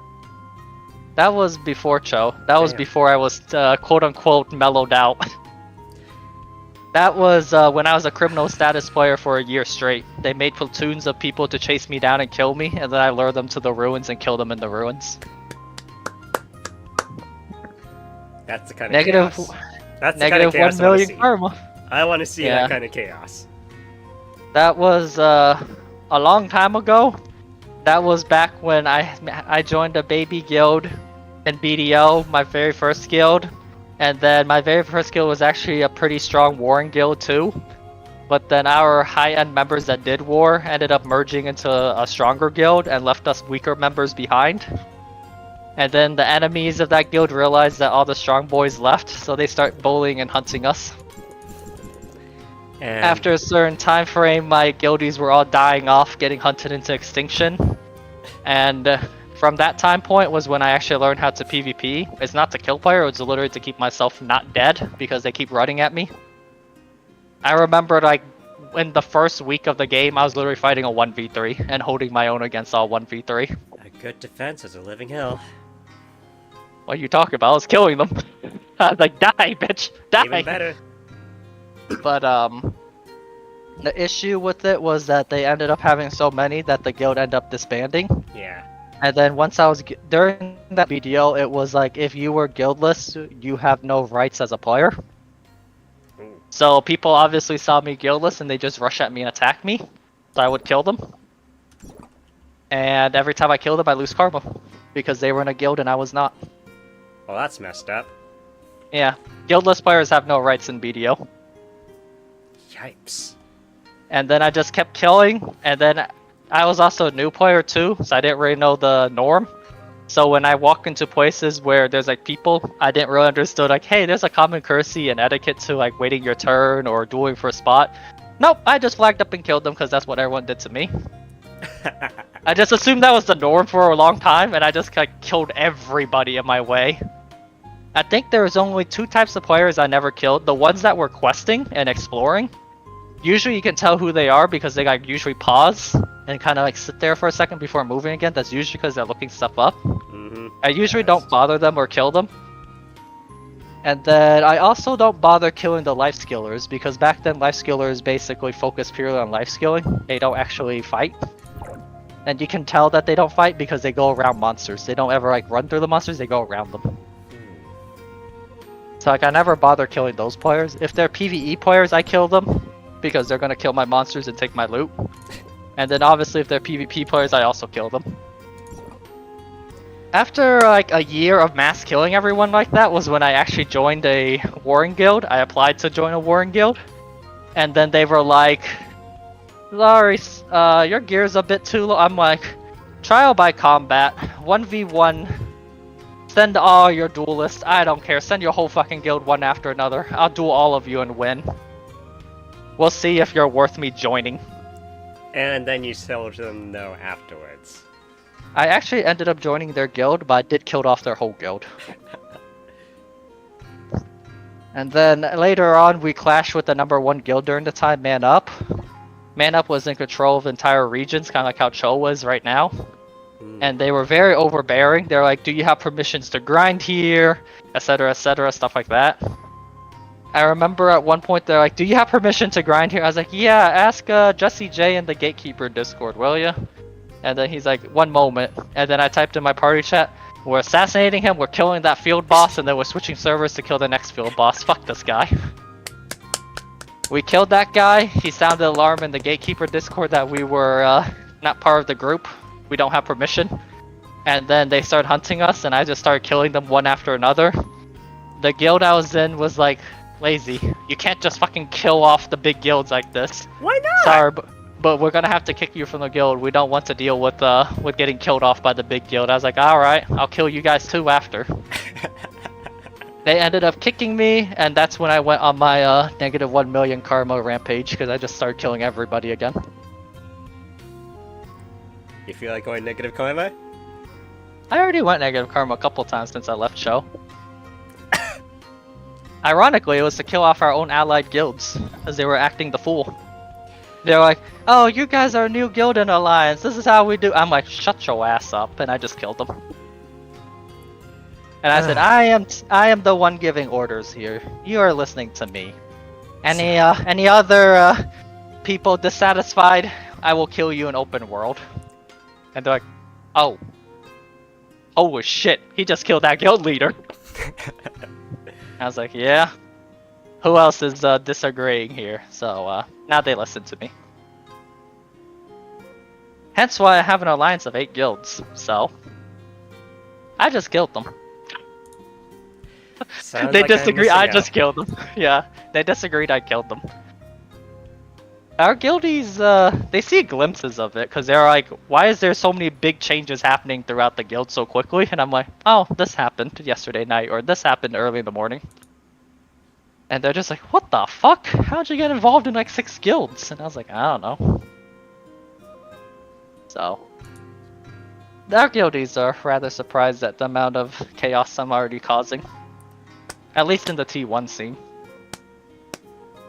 We gotta raise through the low tier, through the middle tier, and then into the high tier for fighting. Sounds like I It'll should be hop a on while. a video right now. It'll be a while though. I'm expecting a time frame of like 6 months. Give or take. Yeah, well, it sounds like I should try to do a little bit of grinding so I can see that chaos unfold. Chaos unfold is always real. Well, at least tonight there's no chaos unfolding because I'm more or less poking at different guilds, trying to poach their members or devour their entire guilds for our guild. Poach, poach, feather, feather. Poach, poach, and devour their guild. Literally force all their active players into our guild and leave that shell guild that they have behind to die. So, essentially killing off guilds and taking their strong members. Kind of like what Cho did for everybody. I did told BCat, I was there to kill Man Up back when they were the #1 guild. And I was also there to kill Snake when they were the #1 guild. Cho is not any different here. So, I can't Did have wait to to warn- see that. did warn BCat. Life is fine. Hey, when I killed off Man Up, I formed an alliance of 26 guilds. And we just hunted Man Up for the entire month until their guild funds hit 0 and they had to disband as a guild. Oh, Right? You dropped your headset or something. I heard a bloop. that's about 4 or 5 times of what we got right now. And then for, what was it? For Snake, my guild was undergeared, outnumbered, outcomped, considerably outskilled. We kicked them out of their fucking castle, and we slaughtered them. And then they were like, wait, this shit guild just won against us. They ran it back and they lost against us again. They ran it back, they lost against us a 3rd time, and then they're like, oh fuck, we give up. And then after that, that guild died. Or not died, but basically like fell from power because it lost too many times against a weaker guild. Sounds like fun times await. And then I was part of the Holy War arc in BDO. There was a time frame where every guild was hunting every other guild. And all the guilds ended up getting split into 2 sides. One was the Aralevent side, one was the family side. And it was a holy war because it was literally a non-stop war in BDO for around 2 months straight. It was just like you log in and they're already fighting, you log off, they were still fighting, you come back from work, you log in, they're still fighting. What Holy war. do you call that? What a bunch of drama queens. What you're talking about is the holy war. The end result was both guilds wiped each other out. Both guilds had deaths in the what was it, 400 and 500,000 deaths and kills on each another. They both wiped each other out. After they wiped out each other, that was the Dark Ages. Because all the strong guilds got annihilated. A lot of the strong guilds in that massacre, most of them died off right there. A lot of the middle tier guilds died, and a lot of the high end guilds died in that holy war. What a bunch of drama queens. Yeah, the issue here is during the Dark Ages, no one knew how to do anything in the newer guilds. You have a couple old vets here and there, but obviously they weren't a part of the Holy War, that's why they weren't targeted. so they weren't as experienced as like the players that did got wiped out. So the Dark Ages was nicknamed the Dark Ages because a lot of tech and macro play and stuff like that in the warring scene disappeared because people forgot how to do them. The only guilds that remember how to do them were your highest end siege guilds. During that time, Cho happened to be one of them. Tech and like people Macro forgot. plays. Like people Yeah. forgot how to actually play the game. You're saying? Basically, a lot of the techs for their character combos and animation cancels got destroyed during that time. A lot of the big macro plays for wars, such as crouch plays, ambushes, stuff like that, a lot of that info got lost. Ouch. Because the Holy War wasn't just in-game, it was through the community discords as well. A lot of the class discords got destroyed too, got deleted. People were getting drama kings and kicking each other, deleting guides, modifying guides, feeding false info, stuff like that. Like, it was really bad for the Holy War. Oh no. Isn't it great? Oh, I feel sick. Yeah, it wasn't, and BDO never really had that big of a presence on like YouTube guides and stuff because they always get outdated pretty early on. Yeah. So combined with how fast the game was updating, combined with the changes in the game, combined with all the lost tech and all of the macro changes and everything, it just made all of that stuff that a lot of players built up over time disappear. That was why Tamer was considered a bad class, even though I was dominating everyone with a Tamer, because no one else knew how to use it. Yep, a lot of the old class tech and stuff all disappear. There's a big difference when you fight someone who's from an old generation of BDO player and the new generation. The old generation pulls out like all sorts of weird ass cancels and tech that will get you killed for no reason whatsoever. You're just like, what the hell was that? And then the new generation do very predictable advance forward with type tactics and throw certain skills in certain orders. Kind of like a flowchart almost. It's like, these skills you should never use, and then if you ever look at the old players, they use those skills to do weird cancels. So, you will see it in, because the new discords now for the classes, they're not good, but they do provide like a baseline of info. They will tell you like, don't use this skill, it's bad, don't use this skill, it's bad, engage with these skills, stuff like that. And then you kind of follow and you win a good chunk of your fights because you fight against players that don't know it. And then when you rise up to fight against actual strong players for that class, they use those skills and more. And you're just like, I thought that skill doesn't work. What the fuck was that? That's gonna be my reaction. Yep. So that's why, like, during the Dark Ages, a lot of the tech disappears. Like, people didn't know how to shoot cannons in the desert anymore. Desert cannoning requires you to calculate elevation, power, angle, and range all by yourself without any marker or indicator. It's all based on calculation. There is no visual cue. People forgot how to cannon from rafts. People forgot how to shoot a ballista. People don't even have a fucking chart for the ballista anymore. I'm one of the 2 people that has a chart for ballista. It sounds like those guide makers need to make a guide on the old school style. Old school style is now kept under wraps by the big guilds because they don't want the small guilds to learn it and attack them. You gotta be kidding. And to make it even worse, false info is being leaked and spread everywhere, and some people take it as truth because it came from the big guilds, and then it causes all sorts of misunderstandings. What a bunch of petty drama queens. So in BDO, misinformation is a very common weapon. For example, most people still believe I run in some weird form of evasion tamer. It's only more recently that people realize I play Wusa, but they still haven't figured out my gear build. And I've been on Wusa for like 4 months, if that says anything. Okay. They're just like, he's on Wusa. Wait, that means he's DR, right? Yeah, no, wait. He was the fucking evasion on tamer. If he played DR Wusa, he has to fully switch gears too. And he's tanky, so he has to be evasion. But Wusa doesn't scale with evasion, and then they get all back and forth over there. Good grief. Yeah, I don't tell my secrets too often. Like I said, I'm one of the 2 people with the ballista chart, and I don't spread that thing. The chart on how to operate a ballista, one of the biggest siege weapons in BDO that basically destroys every structure in 10 shots.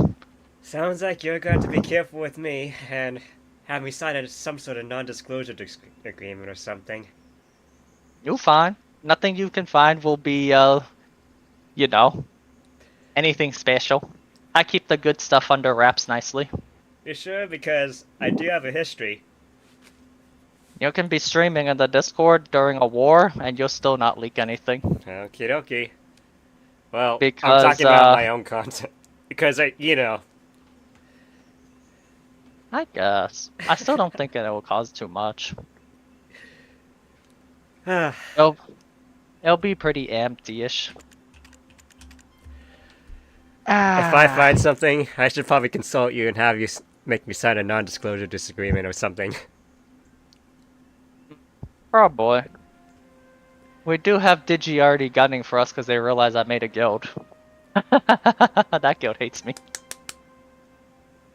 The ironic part here is every guild but Cho hates me. Your spirit Because I killed all of them. seems to be of similar nature of my For a long time. friends.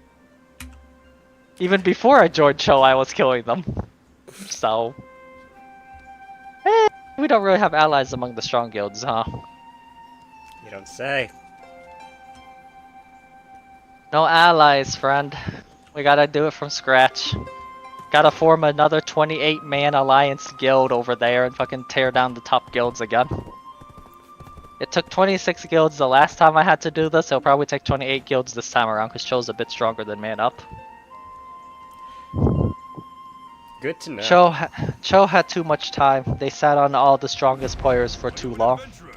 All the top end players, the #1 rank of whatever class is usually in Cho. Spooky place. There's only a few classes that's like the #1 that's not in Cho.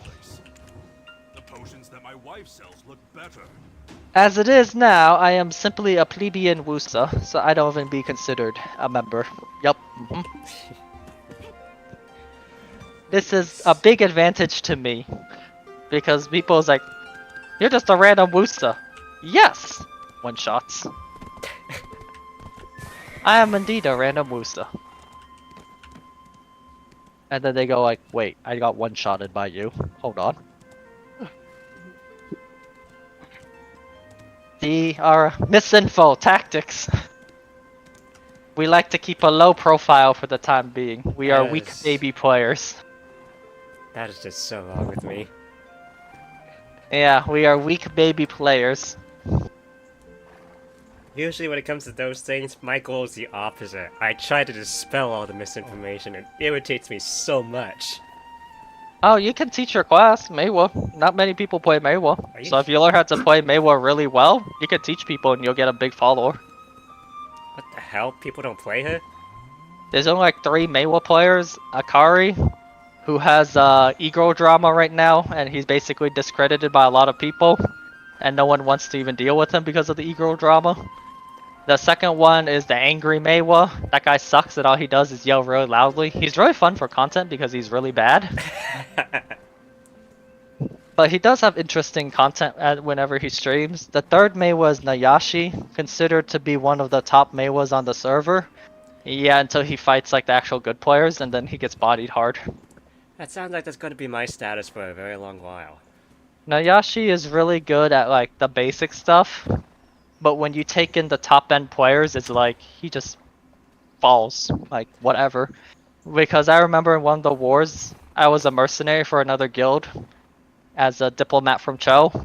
And they're like, Nayashi's in our back line, he's killing off 10 of us. We need help. It's the god Meiwa. And I'm like, ain't no way you just called that shitter god Meiwa. And then I walked over and I one-shot him. I'm like, there, he's dead. Stupid mosquito. Well, I mean, as far as actions per seconds go, I'm definitely a hard cap at 9 or 10. So, Meiwa's not that fast of button pressing. that's In good case to you're know. wondering, the top Meiwa on NA and EU and C and Japan and Thailand is not Coco. Who's Coco? Not Coco. That's his name, not Coco. He is the #1 Meiwa for NA, EU, Thailand, C, Japan, and yeah. And the reason why he's a #1 in all of those servers too, not just ours, is because he literally made an alt account in each server, like each region, and he basically took first place Maywolf in all of them. He didn't just got satisfied with taking over NA, no, he took every fucking regions. The thing here is he's really, really good at Maywa.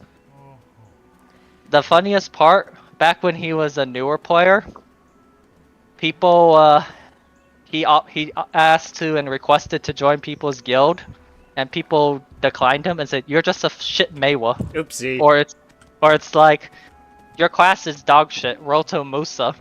Or what was this? What else they said to him? "Oh yeah, you're under geared and you're on a bad class. We're not adding you to the guild." And he basically got declined from like 6 or 7 guilds, and they were all the top end guilds. He ended up requesting to join Bassi, and Bassi was like, "Yeah, we'll take you." Bassi never like showed him any disrespect. When Bassi retired, a lot of their members went to Cho, and he was obviously in the group that went to Cho with them. So now he's one of the Maywas in Cho, and now that he has a lot of prestige from being literally #1 Maywa in every region and in kills, people obviously approach him. And he is really bitter about that from that time. He actually saved the DMs of those specific guilds that sent to him their rejects, and he would reject them with the same words. Like, he'll literally copy paste it.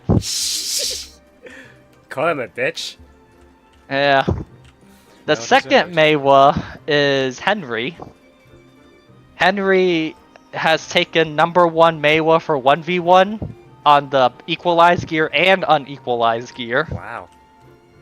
And he's been a long time supporter of Bassi, and then when Bassi merged into Cho, he also went into Cho. So you got 2 Nice. Maywas on show. #3 Maywa is Basque. He used to be in Bassi. He left Bassi and joined the enemy side, fighting against Cho and them. He eventually his guild eventually got defeated, and Cho offered him an invite after destroying off his guild, and he took the offer, so he's also in Cho. That's #3 Maywa. It's like every Maywa you know is literally in the guild. And they're keeping things under wraps, huh? #4 Maywa was actually not a Maywa player in the past. He was actually a Wizard player. Huh. But the only reason he played Wizard was because the guild needed Wizards badly. His main class has always been Maywa, it's just he played Wizard for Wars. So he was pretty low-key and kept under wraps. Cho actually recognized how strong his Maywa player is, and they gave him the offer, join our guild and play your Maywa Wizard. And he gladly accepted it, so he's also in Cho. There's your top Maywa players. All in Cho! All in Cho! It sounds like I'm gonna have to go. It doesn't sound like I have to worry about it for like another 6 months or something. Yeah. Well, you'll see them in your normal grind spots, that's the thing. In Really? BDO, it's not like you never see the high-end players, you see them all the time in town and going through normal spots. It's not like they isolate themselves in and be a hermit somewhere. I don't know, that sounds a lot like me. I mean, what? Some of us do, but most of us have such a big impact in the game that as we travel through like town or something, people will literally call out in general chat to us. So, Do I have Your general top- chat disabled? Oh no. yeah. But you'll see that happen. We're making quite a name for ourselves on Valencia 4 right now, against the shitter guilds at least, that if they attack our members, I strike them back pretty hard and wipe them out for it. I had general chat disabled. You want general chat, guild chat, alliance chat, and party chat. And maybe whisper if you want to make sure you don't miss something in a whisper chat. Every other chat you can pretty much close. You want to make a second chat bubble or chat window and set that for combat logs with timestamp. That chat will act as your kill death feed so you know who's dying and who's surviving. I'm definitely going to have to take a little closer look at that later. Yep. Shenanigans. In regards to the top of the other classes, if they're in the top 3, of their respective class, assume they're in Cho, and you have a pretty accurate representation. There's only a few classes that's in the top 3 that's not in Cho. For example, number 1 Wusa is not in Cho. That guy is in Digi. Number 1 Sork is also not in Cho. That's also in Digi. So like certain players, that's like the number 1 of their respective classes not in Cho. Most of them are in Cho. Number 1 Tamer no longer exists. The current number 1 Tamer is not in Cho. They're in a guild called Lifestyle, a very passive base guild. They basically protect their weak guildies. But number 1 Tamer currently is in Lifestyle. But number 1 Tamer currently is so weak I kicked his ass, and it was like a 7-3. And I was like, you're too weak to take my spot. Still too weak to this day. Number 1 current Lon is in Digi. The old number 1 Lon was in Bassi, but she never joined Cho. She hated Cho. When the group left Bassi to merge into Cho, she was like, no. I'd rather fucking quit this game than join Cho. She was really good. I saw her fight 1v9 and they outgeared her. And she actually won that 1v9. She destroyed the 2 objectives that the enemy was protecting. She killed 7 out of the 9. And then she actually escaped with her HP still remaining. Good lawn player. Let me see here. What do you do with your old weapon and armor? Which ones? Like, the gear that you don't use anymore, as far as you level up. Usually you keep your weapon and armor forever. If they're like the white basic grade stuff, you don't care for them. Yeah. What about green? Depends on the green. Some greens you keep forever because they upgrade. So do Others you you dismantle them or something? No. Usually if they're worth anything, you put them in market. And then they'll eventually sell. Seriously? No item is worthless in BDO. You dismantling it might not get you much, but someone who has higher level crafting like me dismantling it will get some useful materials out of it. Yeah. God, this makes managing my inventory so much more troublesome. I think they have a lot of setup stuff to help manage their inventory, and they also condensed a lot of the items. It used to be worse. Okay, so if it's just white grade, I can just chuck it out the window? It depends. Stream, and I'll look at it. Well, Or take a picture or read me their names, because some items are worth you want to keep, others you don't want to sell. In general, if an item is not on market, you want to keep it. If an item is on market, you can sell it safely. Because if it's not on market, it might indicate that's a rare item that's always sold out for whatever reason, and that's why... well, I mean, this you is know. stuff I'm getting for, like, basic leveling up quest items, whatnot. Yeah, some of them follows. You have... For Capped Wars, 3 of the best in slot gear for Capped War it literally comes from questing. Like the level 1 to 50 quest line, like the basic bitch quest line. You're kidding me. I told you, half the fight is learning how to use your class, the other half is knowing how to item build. And some people use the strangest and weirdest items in their builds. For example, if you ever fight me, I have some weird ass items, and you will get completely thrown off, and you'll be like, what the fuck is that? And then you die for it. Shit. I'm not exaggerating when I say I have an item where even veteran players don't recognize it when I use it. My infamous Tabeck belt. It's a belt that has a buff in it.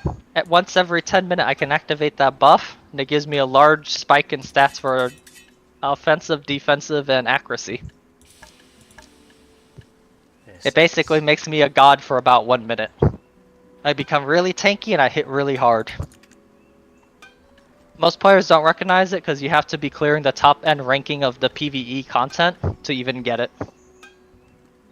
And it's not the grinding one either, it's like the actual competing in the record. like the Boss solo record stuff. So most of them don't recognize it when I use it on them. Go figure, right? The random shit no one knows about. Ah.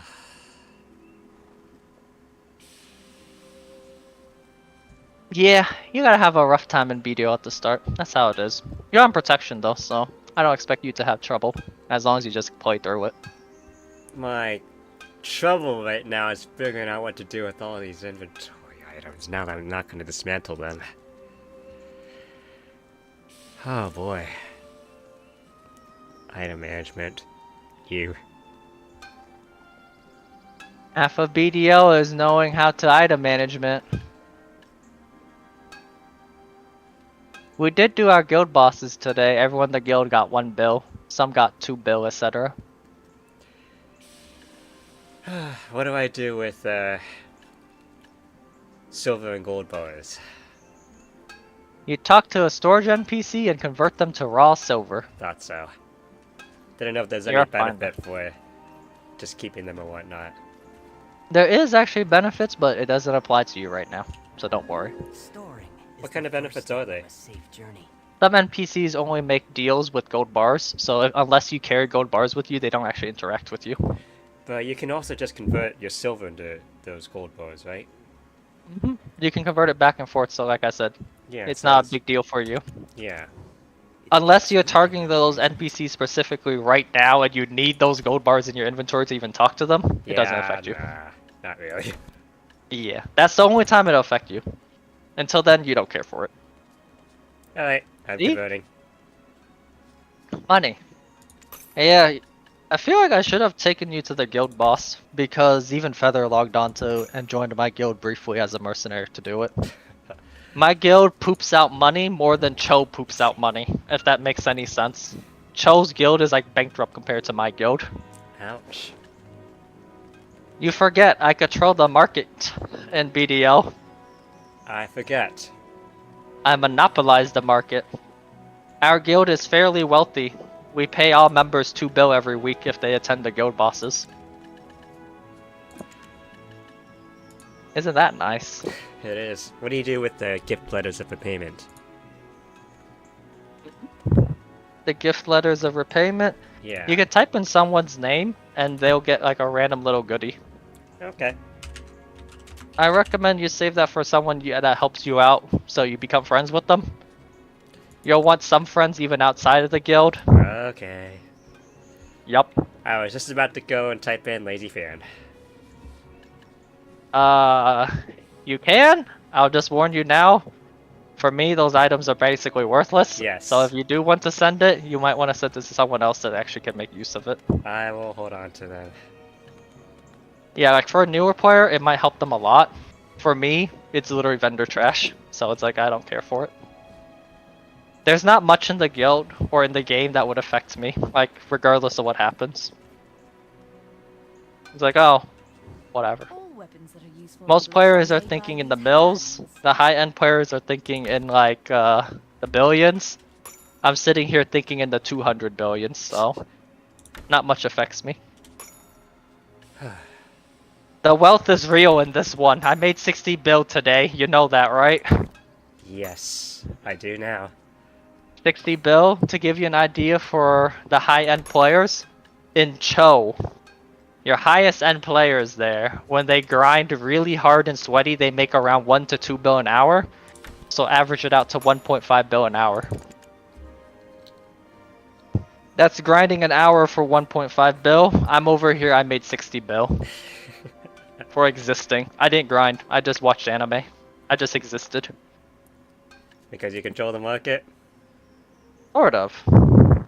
I am one of the high-end crafters. I have a very strong monopoly on the crafting system. Oh my goodness. I recommend if you want to get into life skilling, aka the crafting system, you ask. As otherwise you'll lose money doing it. Because it's set up in a way right now that anyone can do it, but they'll lose money. What would you recommend? I recommend leveling up your cooking, Cooking. and working on farms. And farms. And the reason why is cooking will always just generate money for you. It will never be a downside. Every day you get 250 mil. Once your cooking is at a high enough level. And cooking is unaffected by market. So it doesn't matter what the market suffers. Your cooking will always be the same money. Interesting. Consistent money. Never cut down. Can't go wrong with that, right? Doesn't sound like it. The second thing you do is hunting / gathering. I recommend hunting because you get more out of it. Gathering is if you're in a rush. And farming, so you grow the stuff. These three things are related to one thing. They're to get you materials for your cooking to make it more streamlined and more efficient. It all comes back down to cooking, huh? Yep. Once you get your cooking sorted out properly, you start doing processing on top of it. So you process some of the cooking materials yourself instead of having to buy it. Again, streamlining your cooking process. Once cooking is settled, that's when I recommend you look into alchemy. Because cooking gives you a natural branch into gathering, hunting, processing, and farming. Because you now have so many other things set up. When you look into alchemy at this point, once you establish your cooking stuff, you realize that cooking and alchemy are pretty similar. You just need different materials, and you can rotate your stuff for the alchemy stuff in. So it's not like a big jump. Where if you jump into alchemy right away, you need to juggle so many things at once, and you make like no money doing it. Worst case, you actually lose money, because alchemy is a very tricky life skill to mess with. So to prevent you from losing money, make some money in the process, and also get you sorted out, it's better to start off cooking. Horse Sounds training. Like a big hassle, yeah. Horse training you don't touch until later on when you're going for the massive horses, the T10s, which only endgame players really go for. If you go for them too early, you bankrupt yourself, because for every tap of a T10, that is 1 billion silver down the drain. Ouch. And most people cannot afford losing 1 billion silver every tap. I don't think so. Yep. So that's more of an endgame player thing. It's not just 1 billion silver, it's 1 billion silver plus materials that are rare to get. Ouch. So it's a bit pain in the ass, you know? Sounds like a lot of things are a pain in the ass. Isn't it? Yep. Oh, gosh.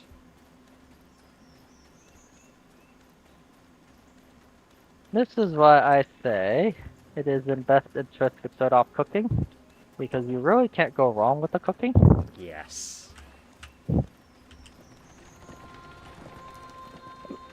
What about the sailing stuff? Ignore completely. Feather is dumb for doing it. Don't you need the sailors? Sailors are good to help out the guild. They are not good for your actual shit. As someone who's newer, you should not do sailing because it'll cripple your income to help out your guild. I am saying this as a friend and not the guild leader. If you are sailing, you help out your guild, but you don't help out yourself. Does that make sense? Yeah. So you what make a about lot of as things convenient for your guild, you help them out, you sort everything out for them, but you yourself don't get anything out of it. So what about as the guild leader? As the guild leader, please stay out. We need more money. So basically it's something I should only consider doing as a charity when I reach the end game. Yeah. Basically, right now, you need to help yourself more than the guild. Yep. Does that make sense? Sounds reasonable. You're at the point where you rather focus on yourself than the guild. Helping the guild is nice and all as a gesture, but you are not in a position where helping the guild will help you. You're in a Absolutely. position where you help the guild more by helping yourself. So that's why it's something I would not recommend to a new player in the guild. Yes. Just being truthful. End game things, huh? Feather is fucking trolling for his shenanigans over there. Because like I said, sailing doesn't do anything for you. It only helps out your guild. Granted, don't get me wrong. You'll notice I always ask for Feather for sailing stuff and help and everything every once in a while, because he has good sailing. But if you also notice, it's because he literally doesn't do anything else. So, sailing only helps out your guild, not you. You're at the point in the game where you rather help you, not the guild. Yes. Help thyself, not help the guild. Hopefully I stick around long enough so I can change that. BDO is a hard game.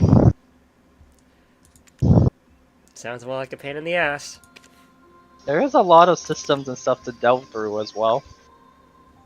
Honestly, if you were really good on BDO, as a fresh account, you can get into the warring status in about a month without any real effort. Yeah. Getting good at PvP without effort is not something I can do. It depends on the player, because some players find out that one class that clicks with them, and they're like a Oh, natural yeah. at using that class. That was with me and Aura. Totally. The thing here is you gotta find that one class, and there's a lot of classes. Like about 15-ish or so? There is actually 40-something classes. Oh! 15 multiplied by 2 2. plus. There's 24 classes times 2. 24 times 2. Yikes. And then some classes have awakening, or some classes have talents, and some classes have ascension, so... Oh yeah, 53. what was what's your take on Mystic? Awakened Mystic? Awakened Mystic is a good class for PvE, very good for high-end grinding. Very tanky and good sustain, that's why it's good for grinding. Interesting. It has good moderate sustain damage, so it's not good in places where you need to burst down the targets, but it's really good in places where the targets are tankier and you can just wail on them. Class itself is pretty strong because of it. PvP-wise, you'll find that Awakened Mystic just does too little damage to impact. Most Yeah. Awakened Mystics will rather PvP in Succession. I was going to Because ask about Succession after that. Yeah, Succession is her PvP spec. It hits a lot harder and it's a lot easier to control and use. You don't have to micromanage her shards, which is what you gotta do in Awakening. Mm. On the downside, Succession is more one-dimensional. It has a lot of unique gear builds, it has a lot of utility. It's a very strong class for bullying weaker players than you. It's not a bad class to fight against stronger players than you and still contribute to the group. But keep in mind that it's a bit more linear. Against a player that knows the weaknesses pretty well, they can force you into the ground. Mm-hmm. At that point, you rely on your gear to save you. It's a very good class if you want to gear bully people as well. If you get a lot of gear on a Mystic, you can gear bully people all over the place and they can't do shit to you. Sounds like something for the back burner. You do have to know how to gear build on a Mystic, because if you gear Yes. build improper, you do no damage and you're too squishy. Mm-hmm. Hence the back burner. That's something I need to invest in. Mystic herself is really easy to use. Her combo is literally one button. Is it left mouse button or is it E? You hotbar it actually, Hotbar. and you just press it. I think most Mystics put it on their mouse button. That said, because that skill is so spammed and constantly used, it also makes it very easy for most players to counter you, because that's the skill they watch out for. Exactly. So, you know, same thing as before, just depends on how you play it. BCat plays Mystic, so if you play Mystic, I know all the weaknesses of it. Good to know. BCat was my best partner. He played Mystic. Now he ditched to me. You liked having Mystic as your partner. That is true, yes. I know how to work with Mystics really well. Because I warred with BCat for like 5+ years. So, is there any advantage for a Mystic that made you like it so much as a partner? It's tanky, it has CCs. If you can work around it, you get a lot of free CCs lined up, you can throw a lot of damage. It's like a frontline CC bruiser. So you liked it for the CC utility. The CC utility and the fact it's a very flexible class for special teams. Remember, I mainly fought on special teams. And it's tanky, so I don't have to worry about it. Sounds like an extra reason for me to keep it on the back burner for later. Yeah, like if my Mystic player is dying, That's a them problem, not a me problem. So it's... I see. It's like a It's a class that's tank. low maintenance for me. Like, I don't have to worry about protecting it. But it can force openings that allow me to get people killed. It is the tank for this, huh? Sort of. It is the fact that it can survive while still forcing CCs out. CC tank. CC tank. But here's the thing. A good Mystic still does enough damage to kill squishier players, which means that Mystic can still get kills as long as I set them up properly. Is that an Awaken or Succession mode? Succession. Gotcha.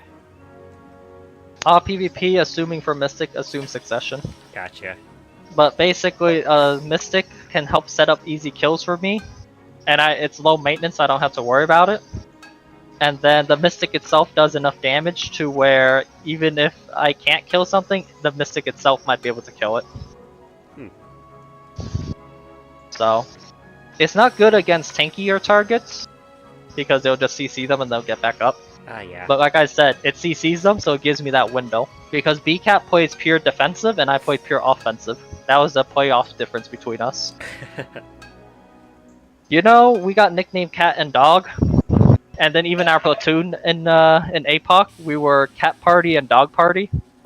But my party was always the one known to attack the enemy and kill them with raw damage. And then BCAT's party was the one that sits back and tanks and CC and holds them in place.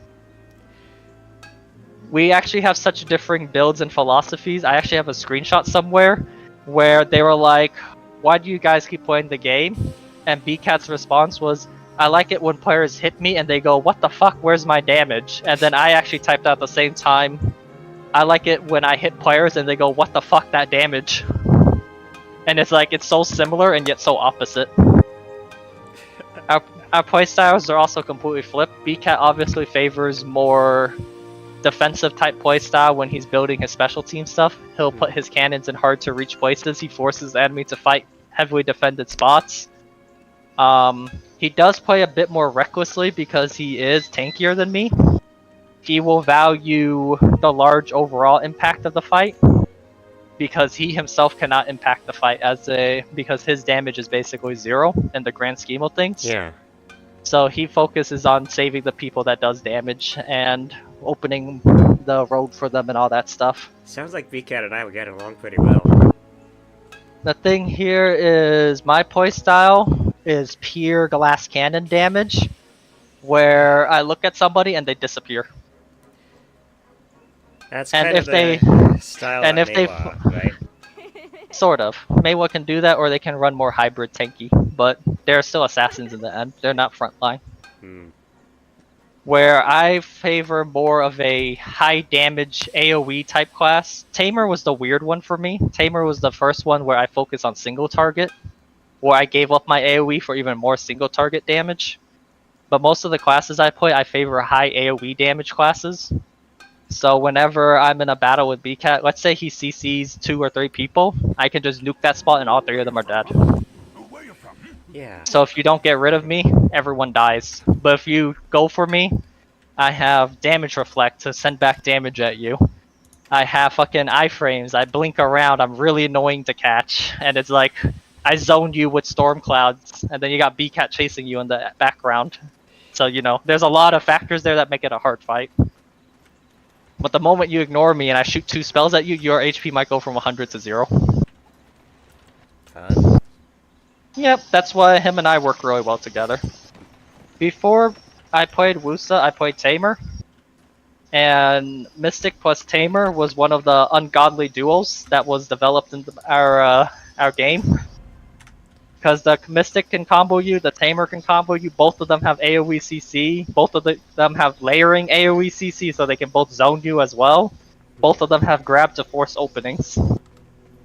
Both classes have enough utility to basically force the enemy on the defense. But at the same time, both classes are strong enough to literally delete you right there. Mystic in a combo, Tamer in like a literal few hits. Both classes also being hard to kill makes that combo really nasty. And then before Tamer, I played Witch. Witch plus Mystic is like frontline, backline. So Mystic covers and guards me. I sit back and I go pew pew pew pew pew pew pew pew pew pew pew pew pew. Magic missile, magic missile, magic missile, magic missile. What Donut was after. There must be a reason for bringing. As you can guess, enemy getting shot by magic missile over 50 times a second. Yeah, no, they die. If they chase me, I kite around the Mystic, and the Mystic acts as my ring around the rosy wall. My deputies have That's fun to play. Yeah. So Mystic acts as like a CC frontline bruiser type class. They're not like tanky, but they're tanky enough. Yes. I guess this is the That's why I don't mind working with Mystics. I actually know how to work with them. You can't let them take too much aggro because then they die. Yeah. But you can't keep the fight away from them either because then they don't impact the fight. So you gotta dance like a fine line with your Mystic. If you let them take all the aggro, they just die. I'm definitely having flashbacks to my Blazing Fist days. Mm-hmm. this was So that's how you play Mystic in general. some kind It's a pretty fun class.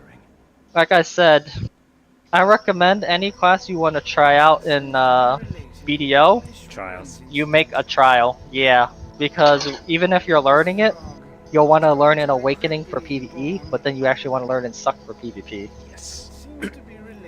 So it's better to not fuck up your muscle memory right off the bat. It's one of the reasons, like I said before, people PvE, PvP on different classes. They just don't want to fuck up their muscle memory. I see.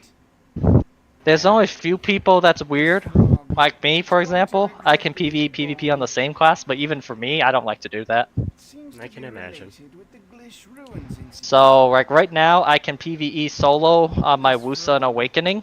I PvP on my Wusa in Succession. I can also PvE on my Wusa in Succession, but I will very rarely ever PvE on my Wusa in Succession because I'm afraid it'll fuck up my muscle memory. Because Awakening is so vastly different from the Succession that I don't have to worry about the muscle memory getting fucked over, but I still get some practice with some of my old skills. So I get more comfortable with my skills without fucking over too much of my muscle memory. Party grind and high-end grind, I use my Shy. Shy has been one of my grinding classes since she came out. So that's just a class I'm really comfortable with, and I'll probably never replace my Shy. Wait a second. So, grind. When you're grinding, what exactly are you grinding for? Usually raw silver, or rare drops to I sell see. for silver. Gotcha. Or because upgrade materials so I can upgrade my gear even more. if it was just for levels, that would be all over the place for me because that didn't make much sense. If it's Nah, just for the if it's just for the silver, that makes more sense. Having to you don't care for levels after 62. I'm about to hit 65 on my Wusa and 64 on my Shy, but like I said, levels don't matter. What is the level cap? There is no level cap. What? Yeah, the highest level in the game is level 69. Huh. It just becomes harder and harder to level as you go. Never knew that. The thing here is after 62, you basically don't get much value out of leveling, so people don't care. Gotcha. What do you think I'm gonna about grab some food Maywa? later, guys. Oh, What's up, Mel? he's I'm gonna grab breaking some off. food later. Oh, Okay, laters. yep. Have a good night. He'll be around, trust. Mm-hmm. But what were you saying? Maywa as an enemy. Your thoughts? Free kill. Big kill. Ouch. I gotta see if I Reason can't why? do something to change that. Yeah? Reason why? I fought Henry, Not Coco, and Bask on a daily basis on my tamer. Ah.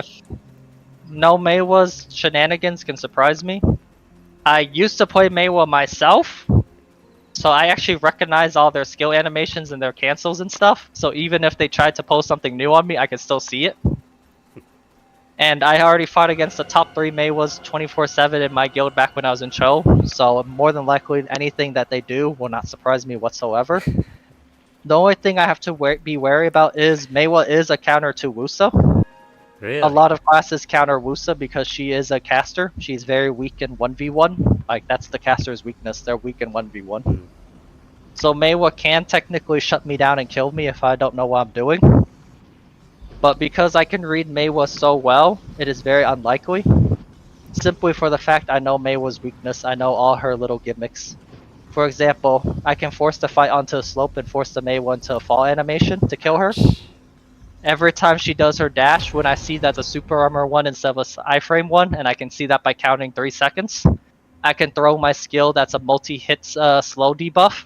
Because it multi-hits so much, it will actually hit stutter on the Meiwa, so when she's dashing, it'll look like she's dashing in place and takes all that hit damage. Meiwa is also more forward guard, so if the Meiwa is playing more defensively, I can blink behind them and instantly CC them behind their forward guard. What if I they mean, had they their can backs to the wall? I can still do the same thing. So you can still Meiwa's- teleport behind them even if they have a back to the wall. The entire world will be under my control. My class is slippery. You've lost your mind, And man. then Meiwa's can punish my forward guards the same way by blinking behind me and killing me, Yeah. but their blink has a shorter distance than mine. So as long as I maintain a certain pace from them, they can't do it, and I will kill them in the process from the chip damage. And it's not like they can keep on blinking forever. If they take too many blinks without you to take their time, they're gonna run out of juice. Yep, they are tied by stamina. And the other thing is if a Meiwa is trying to run from me, they will run out of stamina before I get to them. So I will win that fight in the long run. Because they can't hit trade against me either. Their hit trading skills are all super armor. Mine is forward guard. That means they take damage and I take no damage. The other thing is if they actually use their big burst damage on me, which I recognize whenever I see it, I'll instantly damage reflect them and shoot them back with their own damage. And that'll actually one-shot most Meiwas because that skill hits so hard. I could imagine. So even though it's a class that counters my class, my threat level against a Meiwa is like 0. And even if it is burst damage, it still takes a couple of seconds in order for it to complete. Nope, it's like 2 hits real fast. It does have a very telling animation. Like I recognize it the Yeah. moment the Meiwa twirls her spear. The moment I see that I hit damage reflect, I take that hit and then I hit her back with it while she's still stuck in that animation. She'll die for it. The only time I fear a Meiwa is if they can get behind my back. This happens only in group fights because I'll be focusing on fighting someone else in front of me. I see the Meiwa going towards my back, but I might not be able to react to it because I'm busy fighting in front of me. AK when I'm surrounded on both sides is when I worry about Meiwa because they can get behind me easily if I'm surrounded. But if it's just one person, like a 1v1, I get it. Meiwa's one of my counters, but I don't feel any threat from it. Now if I was on my Tamer, I feel bad for the Meiwa. That's what we call gear bully. On my Tamer, Meiwa has no options against me. It cannot engage on me, it cannot do anything to me. The only thing it can do to me is run from me. Oof. And if it's running from me, it has to leave me alone. Because if it engages, I kill it. If it hit trades against me, I kill it. If it tries to CC me, I kill it. If it tries to run through my AoE zoning field with my dog, I kill it. So Meiwa has no answer to my Tamer. Hard counter, huh? There's only a few classes that can fight on even footing against a Tamer and not die. Tamer in a 1v1 situation is really up there. There's only Awakened Ranger. That's the #1 class for 1v1, but she's hard to use. Awakened Nova. That's the second best class for 1v1, but she's hard to use. Tamer sits at #3 for the top 1v1 classes. Again, hard to use. #4 is Awakened Hash, one of the easier ones to use, but still difficult. And then #5 is one of the ninjas, if I remember right. It's either Ninja or Zerker. I'm pretty sure right now it's Zerker, because Zerker knows how to do stuff.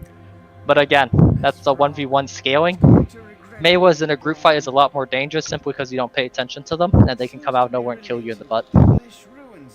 At the same time, Wusa is also a lot more dangerous in a group fight. I can drop an AoE and delete 10 people at once. We actually had a fight yesterday in a 3v3. Dell and Swag were both down on the chips. They were both dying. I'm over there in single digit HP. My max HP is like 6k, so mind you, when I'm in single digit HP, I'm low. I think I was like 7 or 8 HP. Dell and Swag were like on the defense. Swag was dead. Dell was backing up, his guard was broken, and he has no more stamina or skills to move anywhere, and his HP was also low. And then I was like, trusting the lazy. And then I blinked behind the group. They kind of stacked up a bit too close. I dropped one AoE damage skill. I killed off all 3 of the enemy from 100 to 0. Divine Judgment. And then after I deleted all 3 of them, I said, never count me out just yet, because Dell was like, ah, fuck, we lost this round. And he was about to go down. And I was like, you know, they're all focusing him. They think I'm not going to engage because I only got, what, 7, 8 HP? And they're all grouped just enough for my AoEs. And then I dropped my big AoE damage spell. And all 3 of them died right there from 100 to 0. The worst part here is I blasted 3 of them. 2 of them died instantly. 1 survived by escaping most of the damage. He turned around, he threw damage at Dell to try and finish him off. I blinked right into it and I damage reflected it, and I sent that damage back at him and one-shot him for it. So I was like, trust in the lazy. So, you like the Mystic as a partner. What else do you like? I like a lot of classes. It just depends on how they're used. Because I've seen classes that were deemed useless be used in creative ways to win. That's always true. You never know what people are going to come up with. That's why I never discount them. But from your experience, besides the Mystic, what's the second on the list? I like Strikers and Mystic. They're essentially the same class. Yeah. If they're a good Witch Wizard, I really like them too. If they are really good at Warrior, I like them. That one's not on my list, unfortunately. Which wizard is? And how do you rank the Archer? Pretty good as long as they can survive and shoot. That one is on the back burner.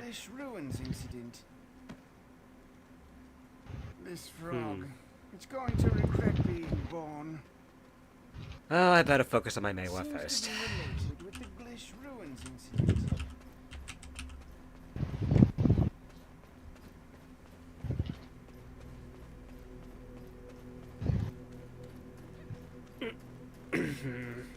But that's how, I also like good ninjas and kunos. I know how to work with them as well. The issue is good ninjas is rare. Good kunos is rare. Kuno One is of my on the list. One of my favorite class to work with is a Zerker, but that's really hard to learn. And then one of my other favorite class to work with is a Hash, which is also really hard to learn. So Somebody in the other chat was saying Velko is brain dead. What's up with that? Zerker has 2 forms, Succession and Awakening. Succession is brain dead, Awakening requires Giga Brain. I see. And it's the Awakening that you like to have as a partner. Yep. Well, I don't mind suck, but it means they need to know what they're doing still. They can't be too brain dead because they'll die for it. We go through are bound to show. Always. True.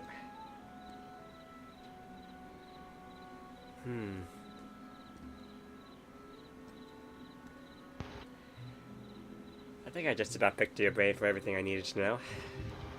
For now, at least.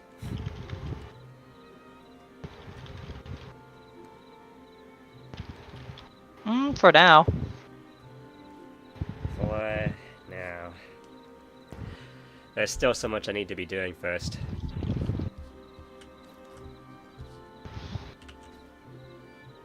But yeah, there's a lot of classes. Like I said, I have fought with a wide variety of range of classes. Any class that works well with me tends to be just either A, throw damage, B, throw CCs, or 3, do whatever. I will say one thing. The classes I'm partnered well with are classes that are low maintenance. Yeah. Classes where I don't have to pay attention to them and not worry about them dying. Because once they realize they're fighting me, they might swap to my ally and attack them. If my ally can stay alive long enough, I can kill the enemy by punishing them for it. Yes, Where- that brings me to another question. Keep going, though. Yeah, so if my ally can hold and survive against the attack barrages, great, I'll kill them. If my ally can do enough damage to kill the enemy and the enemy's focusing me, great, I'll stall and they'll kill them. So it's either you survive, or you do damage, or you throw CCs. Yes. As far as My- defensive classes go, you mentioned the Mystic. I know about the Sork, but I don't know about how she holds aggro. But besides those two, who else? Defensive classes, there's a good chunk of them. It's not that they're defensive, it's that they're played defensively. Yes. For example, Wusa would not be a class you consider defensive, Probably not. but I like Wusas that know what they're doing. Because one, they do damage, and Yeah. two, they are really good at staying alive. So it just depends on how well my allies can live. Yes. Because like, if my allies can't live, I can't work with them, they're dead. Yeah. I can do a 1v2 and a 1v3 and like equalize fight. Like equalize gear, I can still hold my own 1v2, 1v3.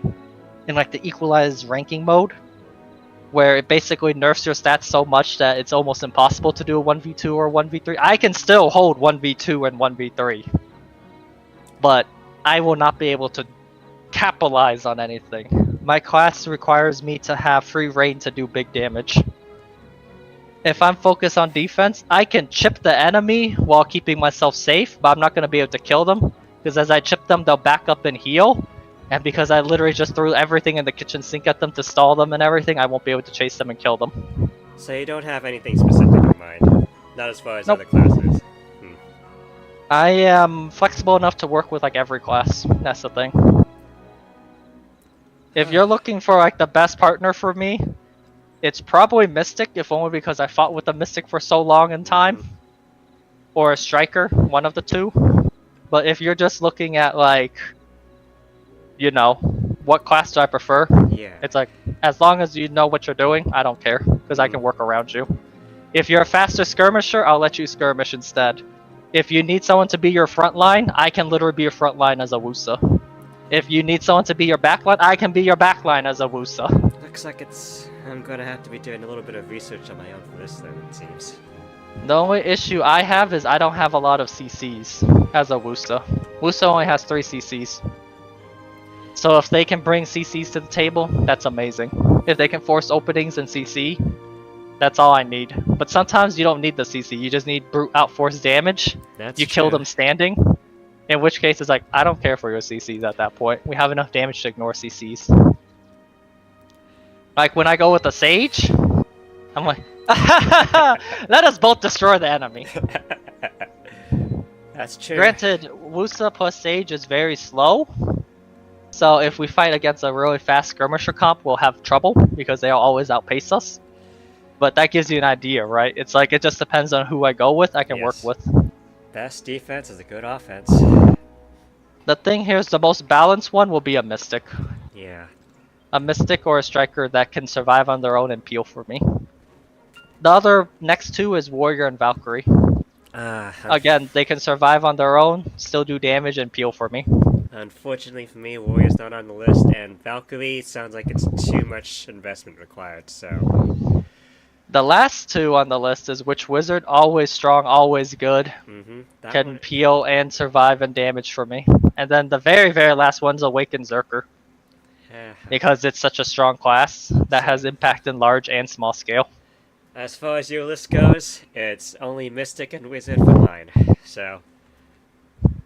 Yep, I wouldn't worry about picking a meta class for us, because Swag tried to play a meta class like a Witch. He didn't like it. He found that he was more effective as a Megu, despite Megu being technically worse in every category. He ends up just playing Megu instead, and he performed like 10 times better. Some classes just will not click with you. Yep. I don't care if it's like a meta class, it just will not click. Unfortunately, that's how it is. That's my issue with Tamer. It's not a meta class, it's considered one of the worst classes. It was one of the classes that clicked with me. That's why I became known as #1 Tamer. Wusa, she's slow, she's clunky, she is full of openings, she can't force any openings, she is considered very weak in 1v1, yet she clicks with me. Complete opposite of Tamer, which is fast, brutal assassin that commands 2 things at once, your character and the dog. while switching between 4 stances, spamming skills at the speed of light, moving at a speed of light where you literally blink around the enemy at the speed of light. Yep. So one is like this fast-paced, control 2 characters at once while fighting and switching stances. The other one is I set up this, walks over, I set up this, sits in the middle. I am ready. Face me. Come and get me. Yup. So you see the difference in the 2 play styles, right? Totally. Yup.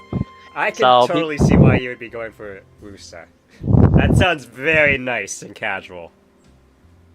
Yeah, it's very calm and relaxing on my hands. The thing here is Wusa is not a difficult class to learn how to use mechanically, where like you press everything. It is a hard class to learn technically, because you gotta know how to position, how to punish openings in the enemy, and their strong hitting skills to damage reflect. So it's a more of a, it's not a mechanics class, it's a technical class. It's not a smash as many buttons with the right timing. It's more along the lines of, did you position properly? Did you set up your combo properly? Did you set up your zoning properly? Yeah, that's definitely more the category I fall in. I am definitely not a Kirby player. Absolutely no way. So that's why Wusa fits better for me. That's just how it is. That's my play style. I set up, I choose the skill that will have the greatest of impact, and then I use that skill. On Tamer, I was a menace because I could do that while smashing my fucking 30 million buttons a second. Yeah, I'd rather not do that.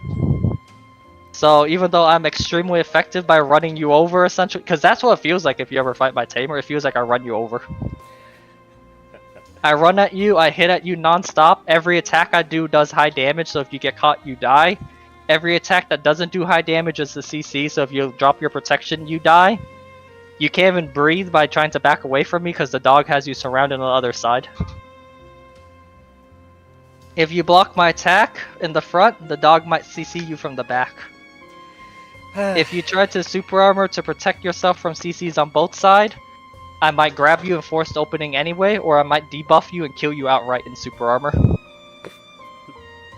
The amount of pressure that comes from those two that type of play style is so high that most people just what's the word here? They just kind of crumble. That's like the best way to describe it. They just crumble fighting against it. Yeah. I mean, understandable, right? It's like, what do? I can't attack back. I can't defend. I can't super armor. You know, that forces so much momentum into my side that they literally can't do anything. Which class can run away from the team, right? Nothing. Nothing. Nothing. Nothing. Ouch. If you notice, the 2 classes that can hold their own against Tamer is Awakened Nova and Ranger. Ranger does not run, she holds her ground. In Awakening. Where in Awakened Nova, she would disengage a quick distance away, self-prep, and then dash back into the fight. She does not want to be out of the fight because it removes her star breath. She wants to stay in combat. The 2 classes that can keep pace with the Tamer. Hash can keep pace with the Tamer until he runs out of stamina. And the moment he runs out of stamina, the Tamer grabs him and one combos him. Actually, I have a clip. I actually have a video. Let me see if I can pull it up for you. Oh. So I actually record a lot of my duels. People request to duel me a lot and I record them. For the sole purpose of this. Sometimes they request to duel with me. So that because they know I record it, and then I send them the video on YouTube. And that way they can watch back for that fight from their perspective. Who would ever do something like that? They gotta learn from their mistakes, essentially. Who would ever That's do how it something works, right? So, this guy here is Handy. He plays Striker. He's not bad on Striker. I was taking it easy on him to teach him. The entire time I was fighting him, I was messing with my 4 stances to try and develop new combos. So even though he's fighting his hardest on me, I'm literally just using him as a target trial dummy. Where I'm just practicing new combos. You can see how in that first kill, that was fire, which is Phoenix combo, if you do watch it. And then in the second combo, I would use like Tiger instead. Like I constantly switch stance to practice and develop new combos against them. I see you jumping all over the place now. Yep. So you see how that first kill is Phoenix, the second kill is a Tiger. The third combo I do on him, the third kill is a Dragon. No, I don't see the Phoenix or the Tiger. Ah, I just see it you is very killing fast. people. Yeah, it's very fast. And I see stand you corrected. kicking up in the air. The third kill on him was a turtle stance, not dragon. So I killed him. The first time was Phoenix, second time was Tiger, third time was turtle. You can see how, despite being a class that is advantage against me. Ah, there's the dragon. There we go. Fourth kill is dragon. I still don't know if I see the dragon or whatnot. Like, It would be easier is it a if I black slow mist? it down. Here, I'll show you. I'll show you. Is it the black mist? It'll be easier if I show you this. Hmm. Hold on. Screen sharing. Oh. Let me know what. Let me see.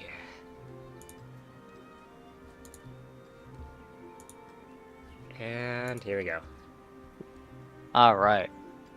So, some things to note. My key inputs binds are all over the place like this. It's set up in a way for me to see and remember my skills easily. The important part here is right above that buff bar. I don't know if you can see my mouse. Can you see it? I can see your mouse, yeah. Yeah, right here you see that little white thing, blue thing right here? Gotcha. That's a dragon. I know it's hard to see because it's a bit small, but that's a dragon buff. That's how you know I enter dragon stance. You could tell it's a dragon because I do that little pose right there. If I actually let that pose go through, she does like a little dance with dragons going around her and lightning. I instant cancel it I so was that going the to enemy say, does. I saw no dragon, so I had to assume that you canceled it somehow. I instant canceled it so he doesn't know what stance I'm in. And then I summon my dog in front of me. In case he engages, he'll hit the dog. I And do he's- that weird cancel. Right here, I did a cancel around him. On his screen, it looks like I probably walked at him slowly, then I appeared behind him. On my screen, it looks like I did a hard right turn against him. Instantly grab him right there to punish his super armor that he left himself open. This here is my debuffing combo. And then this is where Phoenix is. You see how the icon turned red down here? That's Jeez Phoenix. Louise. This is now a Phoenix combo. It sends you into the air. If you notice, he's in the air right now. Phoenix combos are specialized in bursting. So watch his HP bar. Yeah. Boom. He's dead. Phoenix combos are specialized for air combat. They send you into the air, they burst you in the air, and then you die. Was the Phoenix mode indicated by that red icon above your character? It is the red icon down here. Oh, The red icon I saw right a here red is for icon. iframe. This Oh. one right here is for iframe. Not icon, but some sort of a special effect. It is more of a fire animation. Yeah. So I'm gonna right there. That's the fire animation right there where I blast them with fire. Yeah. It's so fast that he probably didn't even see the fire because I instantly cancel into 2 other skills. And then I also commanded my dog at the same time to attack with me to double damage him. I saw the tiny little red mark that came after the fire. Mm-hmm. In this time, I instantly swapped back to Dragon. Did you notice that? Dragon is my default. Yeah. On their screen, even on my screen, it literally looks like I just blocked. Like as if I'm prepping for the next fight. So if you watch, it looks like I put my staff in front of me and blocked. Like that. That was when I also switched stance to Dragon. So that's actually 2 skills right there. You can tell it's 2 skills because this skill went on cooldown, this skill went on cooldown. Jeez. That is now Dragon stance. You'll find if you ever fight my tamer, I'm usually on Dragon stance because that's the stance I developed. Right here, he's blocking. I command my dog to spit lightning at him, which is a form of Dragon stance. He recognizes the lightning, sees him, he backs away in iframe. And as he backs away in iframe, he leaves himself open in the after to a grab. Because he's stuck in the iframe backward dash animation. As a fighter fighting you, it doesn't seem like there's a whole lot of visual cues for them to work with. Yeah, because I cancel everything. Right here you see these tiger claws. It's like a little slash on the screen. Yep. Yep. That is Tiger Claw. If you notice, I'm now in Tiger stance. I switched from Dragon to Tiger. Tiger stance is known for the biggest damage. Notice the claw and how much HP it ripped from him. Aha. That was a one And now attack, he died. And that was Yeah. 2 attacks. Yep. Dragon is the neutral. Notice I'm back in Dragon again. I block and instantly went Dragon. Tiger is high damage. Phoenix is burst damage. He engages by diving on the spot where I was. I command the dog to spit lightning at him. He iframes super armor out. He left himself open for a tiny second there after his leap. In that time that he was recovering from his leap, I grabbed him. And this guy's a hash? This guy is a striker, one of the classes striker. designed. His class is technically one of the classes that can soft counter my class. But because of how strong Tamer is in a 1v1, I don't care if he's a soft counter, I still kill him. This time around, this is a turtle stance. Notice it's a green circle. I can see that. And this stance is designed to heal back my HP and MP. So I'm back to full HP and MP now. Damn. That's Back in neat. Dragon. Yep, back in Dragon. So he engages, I command the dog to spit lightning at him. He tried to roar. I follow up. This is a Dragon combo. Dragon combo is a counterattack type play style. That's the one I developed and I am especially skilled in. I can if see you it notice- in your Wusa. Oh, go on. So if I go back a bit, you notice how he leaps here on me? Yeah. And then he does a roar attack. See his little explosion roar? Mm-hmm. I actually counter hit it. You can see my HP dropping as I counter hit it because it actually broke my block. So my block actually broke here. But I actually counter hit him with my dragon. Notice that I didn't grab him. I actually counter CC'd him out of it. He's actually still standing. And then I now flicked him into the air with the counter strike. And now I finish him off with the dragon. Yipes. So dragon stance is counter. That gives you an idea of how Tamer can use all 4 stances in a fight while still controlling the dog. Again, same thing, he left himself open.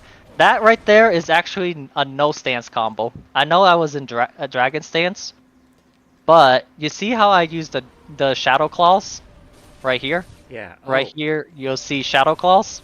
See how it looks like little shadow claws send him flying? That's actually a combo from a stance called dog stance. That's the stance where the tamer is commanding the dog and not the actual tamer. So what I did was I CC'd him, and then I told the dog to stab the claws into the ground and send him flying. So right here, I'm actually not using any stance combos. I'm actually commanding my dog to extend the CC for me. In which case, he's dead. Because the dog teleports him and finished him off. At first, I thought you were referring to the Guardian that he summoned or something. Yeah. So you Yeah. can see how I have a lot of methods to kill people. Keep in mind, this is not a bad player. He actually has a very high amount of gear. He is actually one of the flex lead in his respective guild during that time. He's one of the leaders in his guild. Which also means he's one of the top players in his guild. And you can see how much he struggled. Very much. You can see how I have like all pressure. And then taking he's some basically distance. on the... Yeah, he's trying to get away from me. He has enough damage to kill me if he's not careful, but he's wary of the dog. Because if a dog CCs him, that's what Yes. happens to him. It's going to be instant death. I was toying with him there. So you can see how when I toy with him, I just let the dog play with him. Again, I switch stance back to dragon right there. Really fast class. Very hard to punish. Here, I'm modifying combos and testing and experimenting. Right there, I did a triple stance combo. No. So right no. here, it's dragon. And then you swap over to... I set up my dog combo. I grab, I command the dog to CC. This is dog stance. Right there, that's the dog stance. Yes. This is the dragon stance for the lightning bolt strike to debuff him. And also to buff myself. And then I switch to Phoenix stance to send him into the air and blow him up for the last hit. Dragon, Dog, and Phoenix. Yikes. So I'm just using him as a Testing combo something. dummy. Yes. Yeah, combo dummy. Where he's actually doing his best to fight against me. And now you know why people don't like to fight my tamer. Notice right here. I'm gonna zoom back a little bit. When he engaged me right here, he was actually fully protected. But because he was still getting hit by my chip damage as I'm going, look at his HP already. It's already down to 60%. I'm still at full, essentially. Is there any So benefit to trying to kill your dog? Nope, because I can just... Actually, if you kill my dog, I can actually sacrifice it for a buff to give me more stats. You don't want to kill the dog. So right here, you can see even before I count him in a combo, he already lost half his life. I lost nothing. And then I just dog comboed him. I command the dog to finish him off.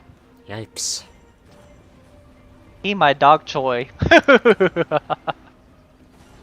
Right there, he did a blink engage teleport. That's actually really hard for a striker to do. I'm gonna go back like 3 seconds for you to see that. I did Look see from him, where- actually. So you can see from where he's at and how fast he blinked in at me. That's actually a cancel right there, where he kind of stayed there, that he blinked right on me. If I were to stand there for another second, he would have grabbed me and killed me. He tried to punish my guard. He tried to punish that. He tried to punish that. He's going for my openings right now.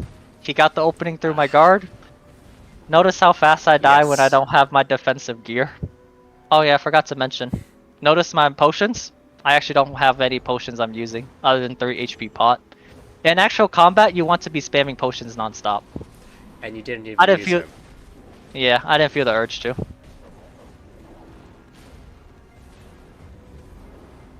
And I'm messing around with combos right there. He ended up dying to chip damage. I wasn't trying to combo him. I was trying to experiment with how much chip damage I need to kill him.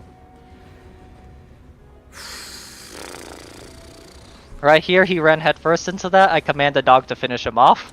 I see that. And then I just walk away from him. And swap over to... Wait, was that dragon that you swapped over? That was Dragon. Yup. It's impossible for me to tell if I don't look at the very small icon. Yep. And he's dead right there because he hit into Dragon. Damage, combo, counter. That is how it works. Damage, combo, and then counter. You see now why my tamer was a force to deal with? Mm-hmm. Now imagine the tamer is tanky. On top of this, like, you can't one combo me anymore. That right there is a single dragon combo. So What happened? if he gets a catch on you and then you survive, and then I you just kill him. counterattack it. Mm-hmm. So right here, I actually command the dog to roar, and the dog roar CC'd him because he got too close to it. And then I just instantly gap close and counterattack and killed him with the dragon. You see this icon that appears next to my name? Mm-hmm. Yellow is super armor, can't be CC but can still be hurt. Red is iframe, can't be hurt at all. Blue is forward guard, you can hit me but only in the back. And you can see it on the enemy character though as well. Only in Battle Arena. Outside of Battle Arena, you can't see that. Gotcha. Right there is a classic dragon combo. I stand there, I put away my weapon. Did you notice that? I put Yes. away my weapon.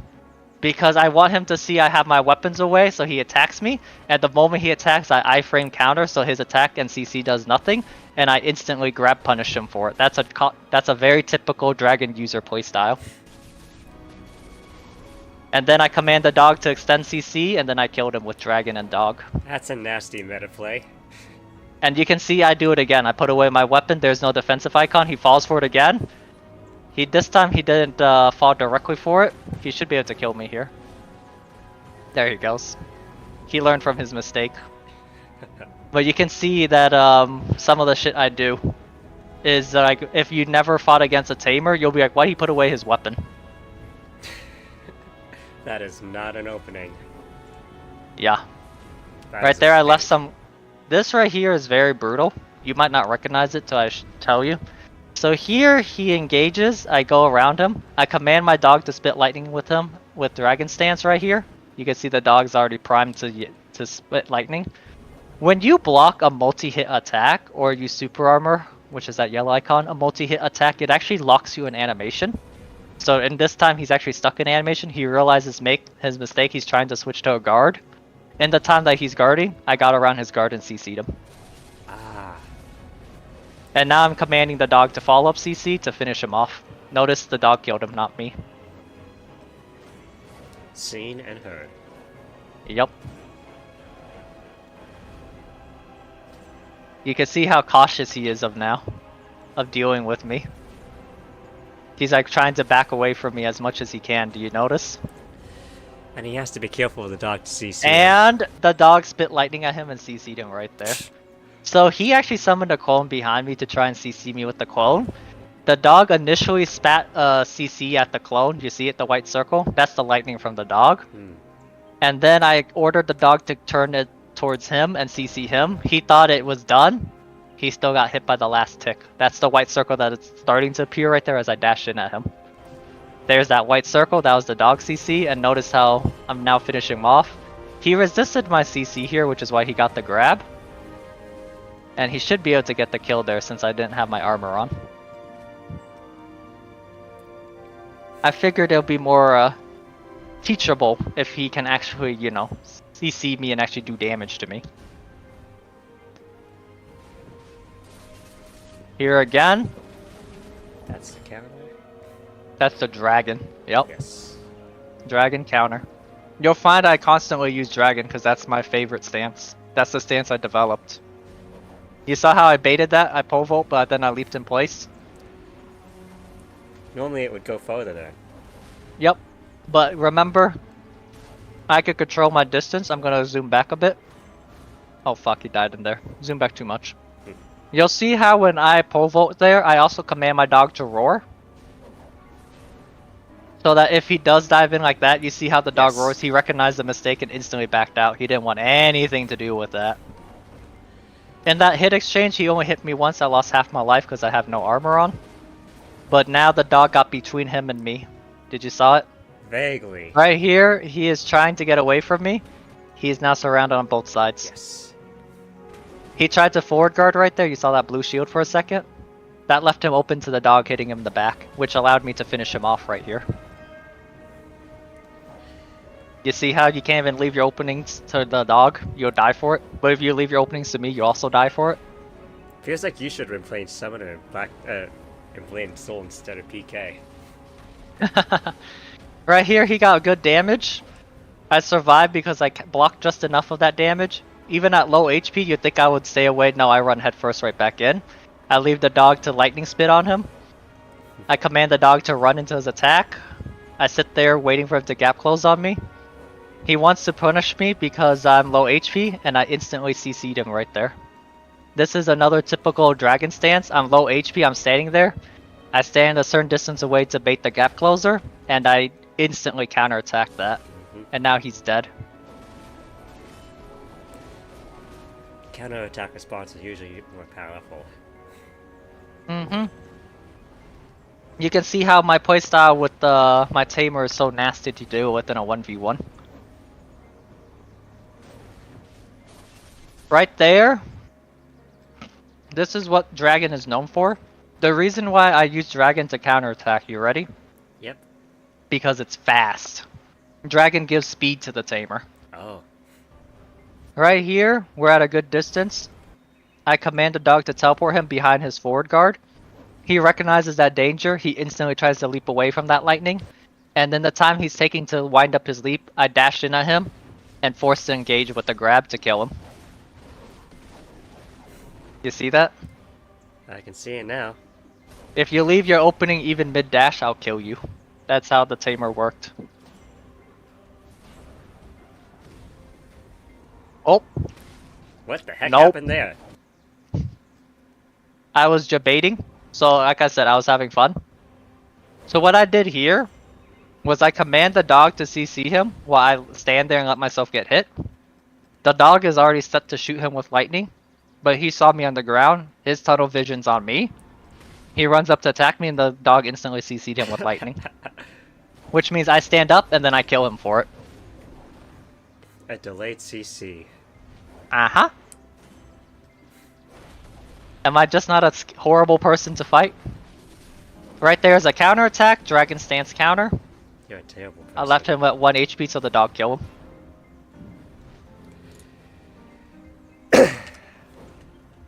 You are terrible. Do you want to know something even scarier? Resurrect Belmont, the mo- What One, would this that is be? with my armor off, right? Yes. 2, I kept my buffs locked, so I'm not using my 3 big buffs I could be using in cycling, Mm. which would double my damage and give me about 50% more speed. 3, I only have 1, 2, 3, 4, 5, 6, these 6 basic buffs.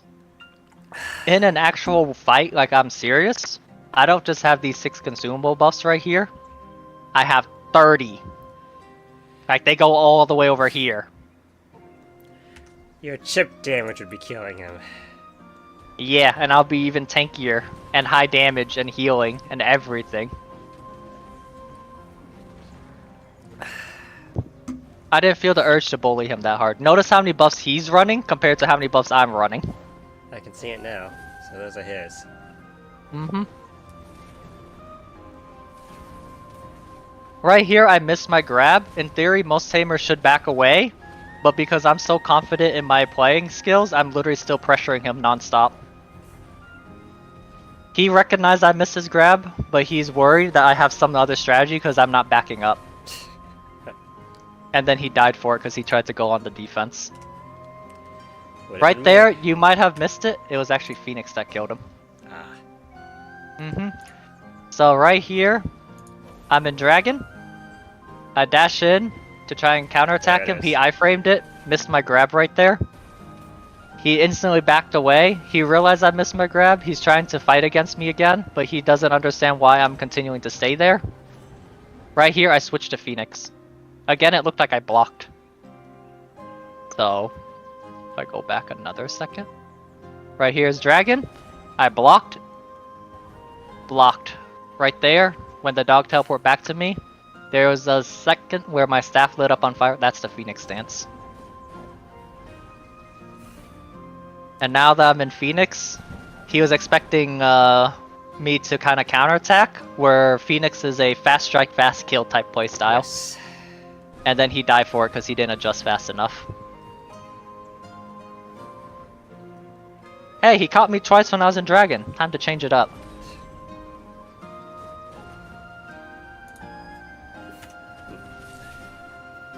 Now he recognized I'm in Phoenix. He's trying to push pressure on me by throwing damage at me. Notice how he's not afraid of counterattacks right now. I'm losing a lot of HP.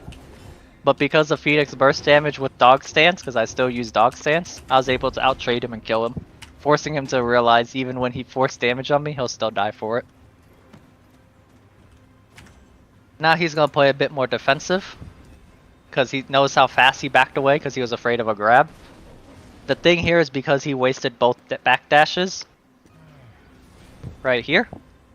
The 2 dashes. Yep. He's now open to the dog because he wasted both his iframe.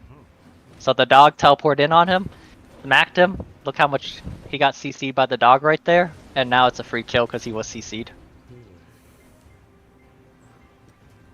He looked away from the dog, that's all. He was too worried about me.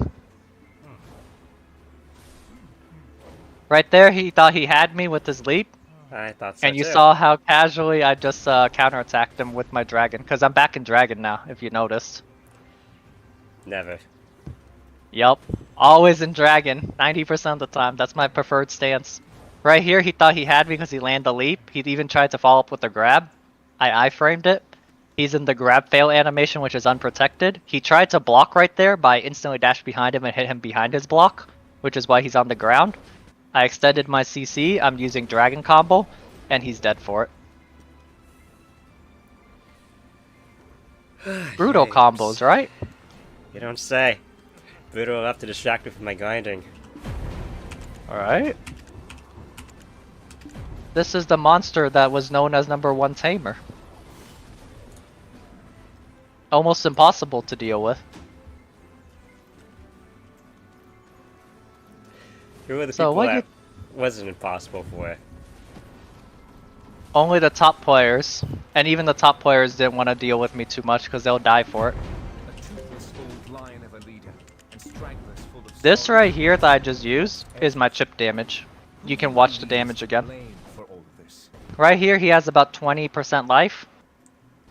That's This my is- chip damage right there. That's in This is a Dragon. stance.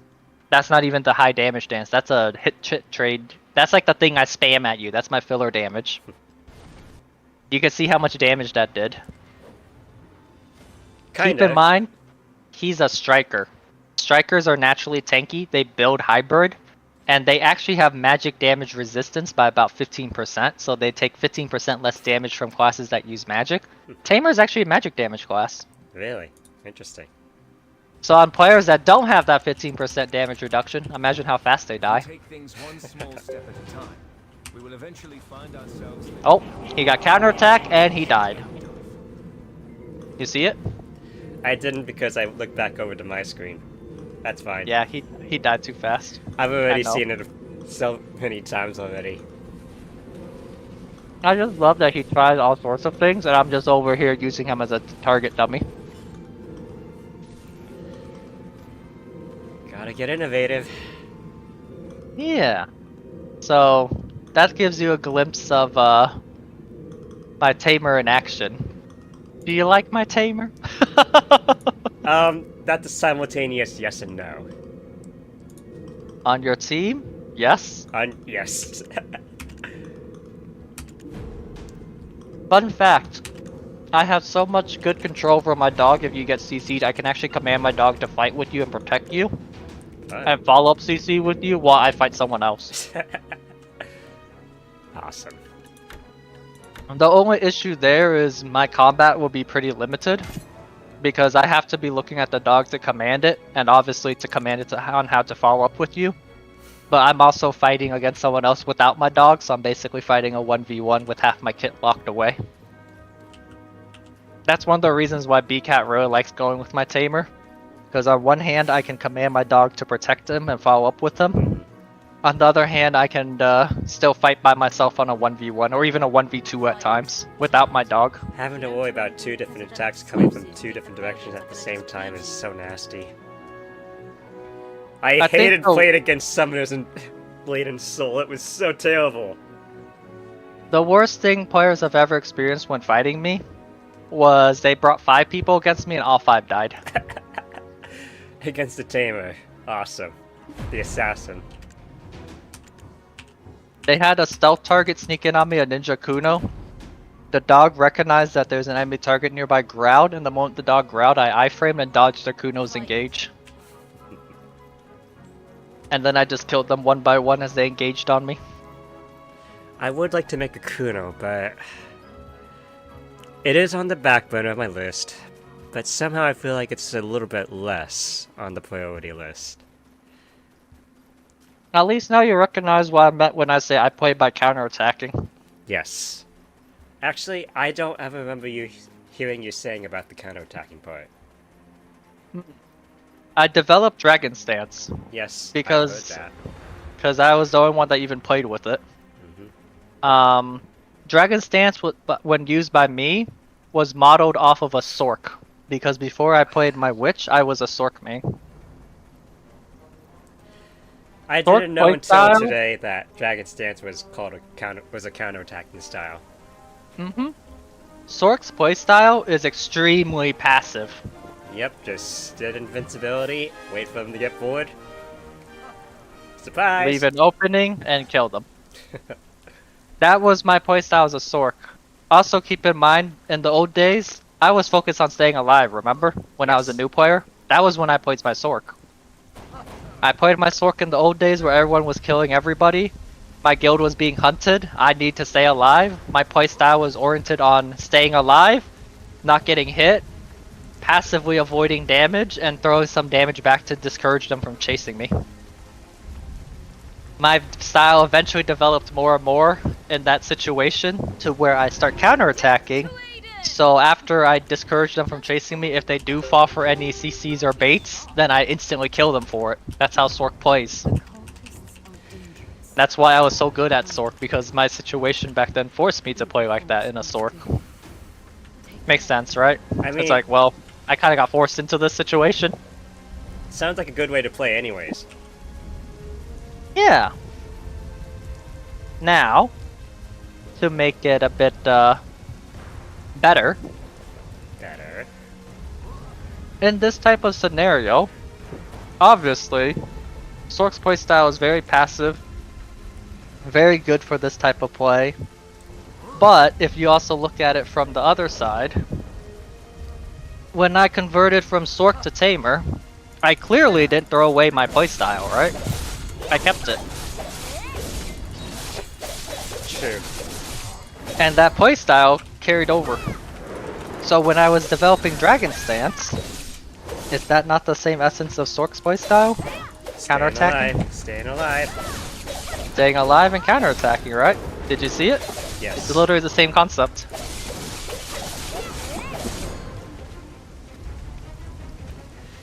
So even though I didn't play Sork anymore, Sork's playstyle was ingrained, and I basically used that to keep up that playstyle.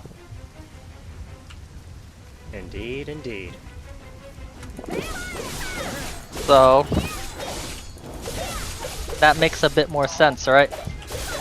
On why that playstyle was like developed like that, the Dragon Stance. Yes. It's literally developed just because of I played Sork back then. If I didn't play Sork, I wouldn't have developed Dragon Stance like that. I probably wouldn't have even oriented towards Dragon Stance. I would have maybe oriented towards one of the other stances. But yes, that is why I'm famous as the Dragon Stance Tamer. Noe, who's the person I taught Sork, in exchange he taught me Tamer, he's a specialist in Tiger Stance. This is why my Tiger Stance is really good too, because that's the first stance I learned on a Tamer. I learned Tiger Stance from Noe, and then as I got comfortable with the class, I developed Dragon Stance on my own. So those are my two main stances in Tamer. Dragon and Tiger. I'm good at using Phoenix Stance because I fought against a Tamer that used Phoenix Stance a lot shade. And because he used Phoenix Stance a lot, I ended up learning how to use it when I fight him. Yeah, I was about to say, I thought I saw you use Phoenix Stance the second most amount besides Dragon Stance. Mm-hmm. Well, Because actually, I was experimenting. yeah, actually maybe I think you used Dog Stance maybe second most amount after Phoenix. Before Phoenix. That is one of my biggest advantage over other Tamers, by the way. I can command my dog perfect. There's only 3 Tamer players that can command their dog as good as me. So, and the reason I command my dog perfect was because back when people said the dog was useless, I was figuring out how the AI worked and I was using it for grinding. So that's where the dog stance came from. My least used stance is Turtle. I only fought one Tamer that used Turtle, and he's like a fucking ghost. I only fought him like once or twice. I never seen him that often. That Tamer is actually really good at Turtle stance. I remembered he was really tanky, and he used Turtle stance to keep healing himself back up to full life. That sounds something I would like to at least experiment with if I ever had the time. Remember, when I have my full DP gear on, my Tamer is tanky. I did experiment with Turtle Stance to see how I could out-heal and sustain enemies in long fight. So I do know how to use Turtle Stance, it's just my least used one. Because I never needed to heal that often. They were dead or I was dead. And then later on when I had enough gear and was in Cho, I never had to use Turtle Stance because B-Cat was my meat shield. Makes sense, right? I'll have to use it so someone else does it for you. The way you said that, I just instantly thought back to the hippo. Yep. Meat shield. Poor B-Cat, he has to deal with me. Did you know last time we PvP together, the enemy was so upset at dealing with us? Because they see me and Netslum, B-Cat and Chomies. We both have the Guildmaster border icon around us because obviously I'm leading this guild, B-Cat's leading Chomies. And then we're also on the twin sister classes. B-Cat on his Megu, me on my Wusa. And then to make even worse, we're wearing matching outfits. BCat wears the same outfit I do, except his color scheme is like pink, white, gold, and red. Where my color scheme is like the purple, black, red, and gold. Like, our outfits were basically matched, except it's just colored differently. And then, you know, we're on the sister classes. One's a Wusa, one's a Megu. And then it's like, they're both guild masters of their respective guilds. So the enemy side was like, wait, BCat from Cho, Lazy Bum, isn't he from Cho as well? I thought he quit. And I said this to them. This is rank 3v3? We don't care. We're here to have fun. Wait, BCat on his BCat yet? You haven't poached BCat yet? Poach, he's not leaving Cho. He's not leaving Cho. That's unfortunate. He does recognize I have better shot calling, macro play, and guild politics than him. But he doesn't want to leave Cho because it's too comfy. He recognizes I'm the better, like, tactician, macro play, guild politics, background stabbing, and stuff like that. He's more upfront with the actual fighting. But, you know, it is what it is.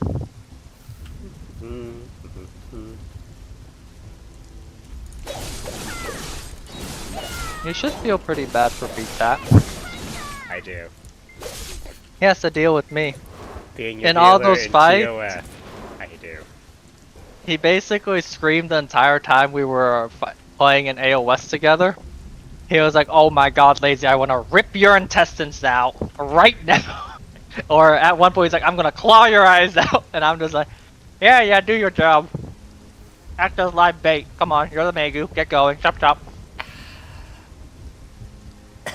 Him on Megu and me on Wusa is actually really nasty. His Megu, because he has a lot of the similar gear as his Mystic, is really tanky for a caster. It does enough damage to hurt you, it has some range CC to annoy you, but it's so tanky and that class itself is inherently slippery, it's actually really hard to catch and kill it. And then when they catch and attack him, they don't kill him because he's so tanky. They're like, oh god, it's a tanky Megu. Megu's mechanic is clones. She leaves after images and clones of herself in the fight. Great. The thing here is she can teleport to the clones, so she can switch places with clones. So you never know which one's the real one, which one's the fake one. BCat is really good at using those clones to debate people. And then he's also really good at surviving. And he's also really annoying to most people because he sits back and just shoot you over and over while doing it. BCat's favorite thing to do is he splits him and his clones from each another so they're both on opposite sides. And then they both just stand there. And then if you attack one, if you attack the wrong one, he'll just start opening fire on you because you'll be stuck in animation, he'll just blast you. If you attack the right one, just before you hit him, he'll switch places with the other one, and then he'll start opening fire on you from the backside. It's a lose-lose situation for you. That's so nasty. You're gonna Here's come the for me thing, though. fighting? Or what? The worst part here is, if you're looking at both of them, right? And you're trying to decide which, isn't that just stalling you? Like, which one do you attack? Do you attack the one on the left or the one on the right? They're spaced out enough so an AoE spell can't hit them. Sounds like you have to hit both of them, but you can't. Yeah. Here's the thing. He stalls them and plays around my storm clouds, which has rain and lightning. Rain debuffs their defenses and drops their defenses down and also hurts them. Lightning hits really hard and CCs them.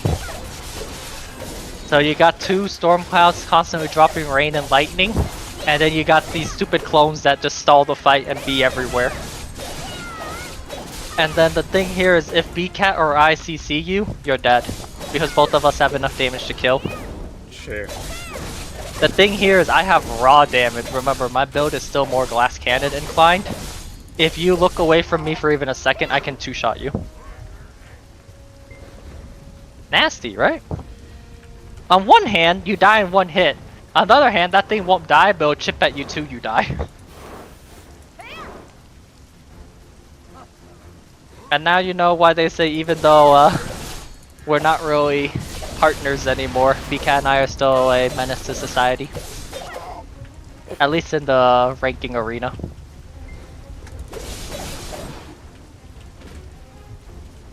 We're too annoying. One day they'll learn, right? Will they? Mm-hmm. It sounds like they should have learned a long time ago. Oh, they tried. They tried hard. Doesn't They appear still to- died for it. Yeah, it doesn't appear to have paid off.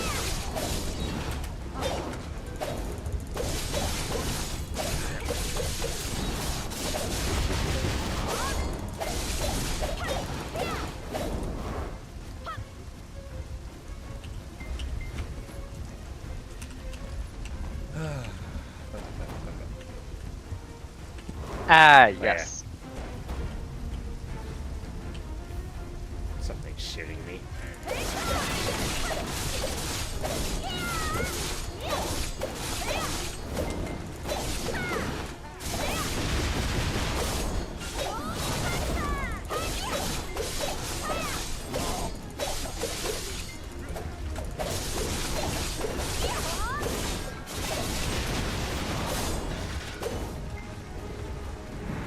Oh, two.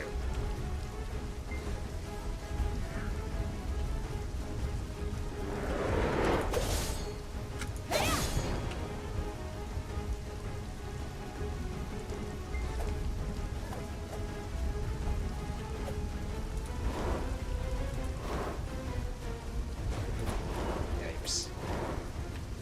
Yep.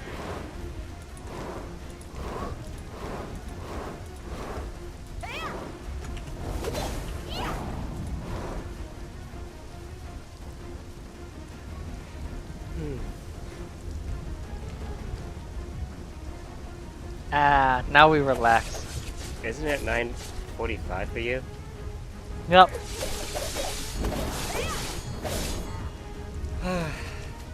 I still got a little bit of time left before I need to get some food. And if I'm not mistaken, I heard you getting something earlier, right? I am eating. I was eating while I chat with you. Yeah, I thought so. I heard something going in the microwave. Well, air fryer, but same thing. Yeah, I heard them. Beep, beep, beep. Yep.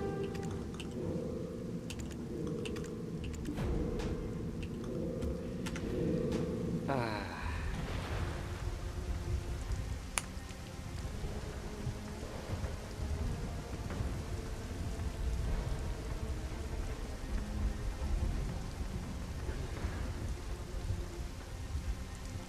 I forgot what I was doing now. Shenanigans.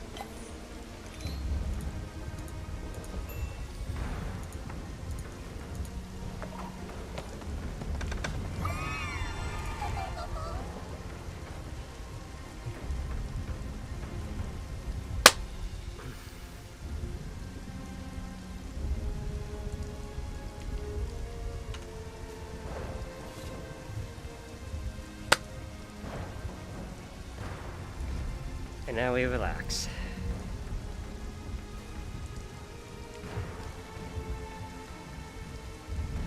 You know, now that I think about it, we've been in the ToF chat this entire time. That's good. We're hidden from the rest of the world. I was gonna say, isn't everybody else screaming out for your name right now or something? I'm watching anime. I don't hear anything. Then I shan't check for you. I shall leave us both in ignorant bliss.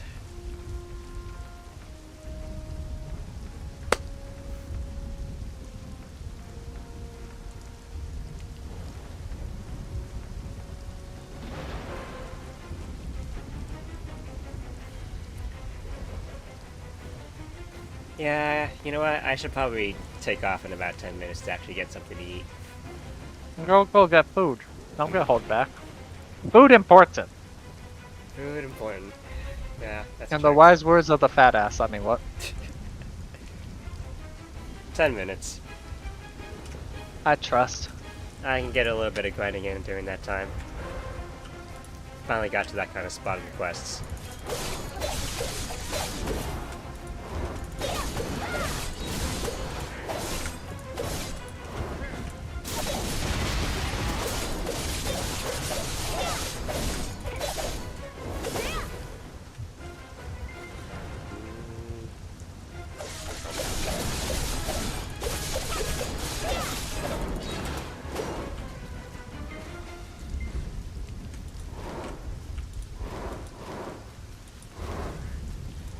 Skip through these guys. I'm going straight for the courtyard.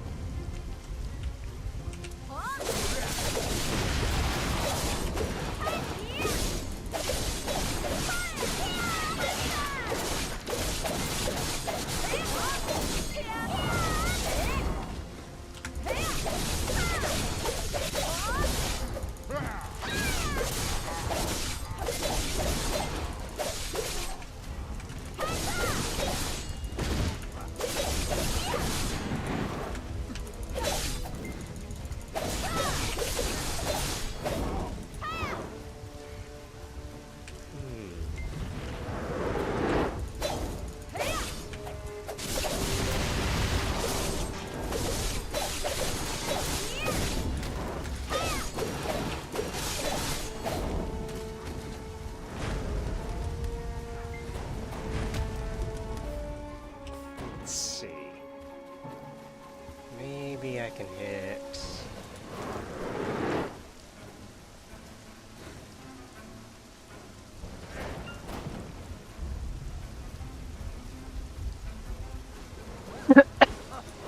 Don't choke. I'm dying slowly, friend. It's normal. No, I think it's more normal normal. for you to die fast. It's normal for me to die slowly. My experience says otherwise. My time in BDL is killing me slowly. True that.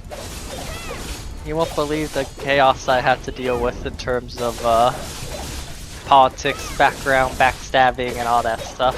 I did scare a bunch of people earlier. Scare them? They name changed their guild alliance name to disband to remove the negative stigma on their guild. And then they tried to ask different guilds that are newer to the scene in hopes that they don't get recognized to ally with them. That didn't go very well because obviously I know exactly what guild they were. I typed to them, I think I remember you guys actually. Venom, right? Uh-oh. And they were like, wait. Ow. How? That must be terrifying. You change your name, you change your guild name, And you get everyone got a recognized. first. You approached a newer guild, expecting it to be an easy alliance offer that they'll take, Oopsie. and then get instantly recognized by their guild leader. You'd think just because you're a baby guild, you're not seen in the eyes of Cho. Cho database covers everything. Isn't that great? That's scary. Our guild is using a mishmash of resources. We have the resources of like 4 different guilds in our guild. Cho's database happens to be one of them, that's all.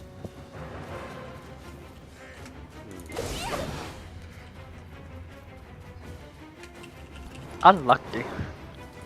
Unlucky or just bad karma? Oh, I see. I'm not the only one that had the same idea.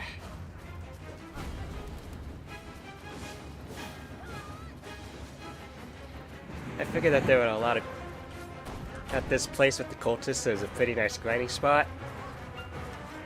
Yep. Turns out it is a nice grinding spot. Other people want in on it. Guess have to find someplace else.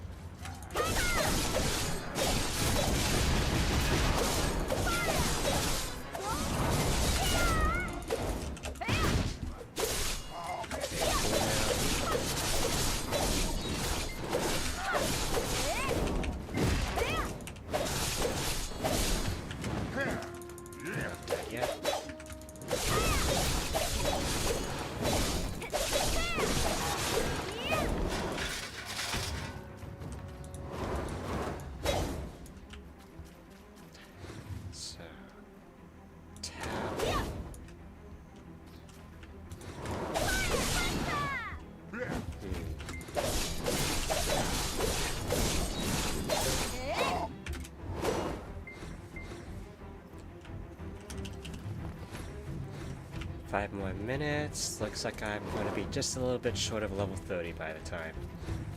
Easy.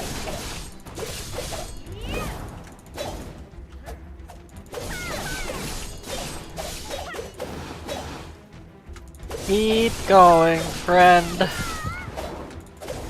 Keep going. I might have gotten to level 30 if those other guys didn't have the same idea as me. Yep, they're still here.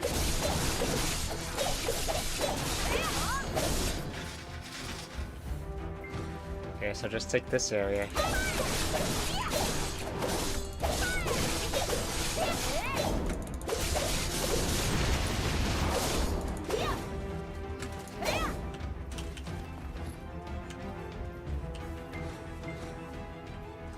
Map says go this way.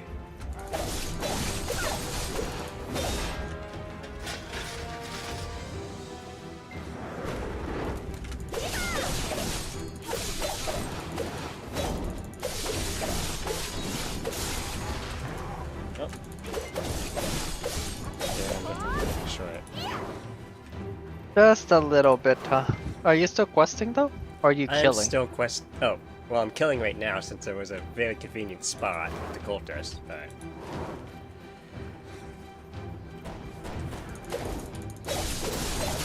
So technically I am still questing. I've just taken a little break from questing since I'm so close to level 30.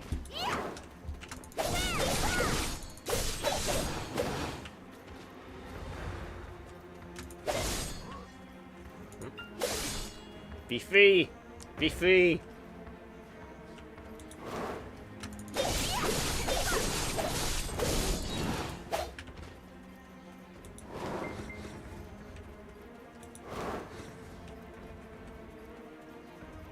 No good mobs out here.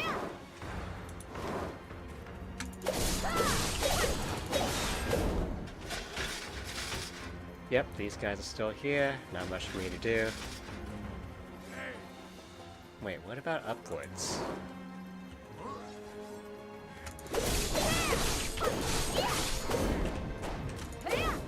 No, not really. We got a message and taking a break. Who is this?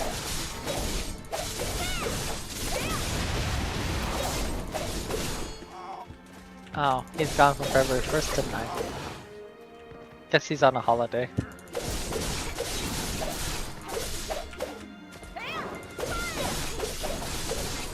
Ah, one of the Discord tabs. Yep.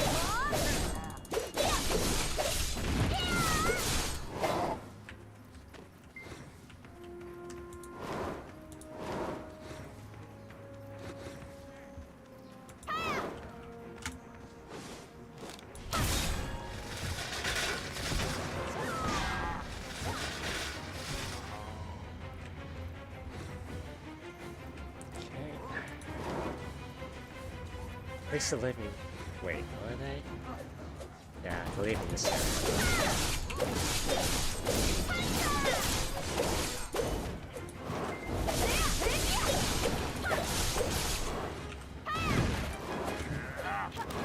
Ooh, that's a lot of money.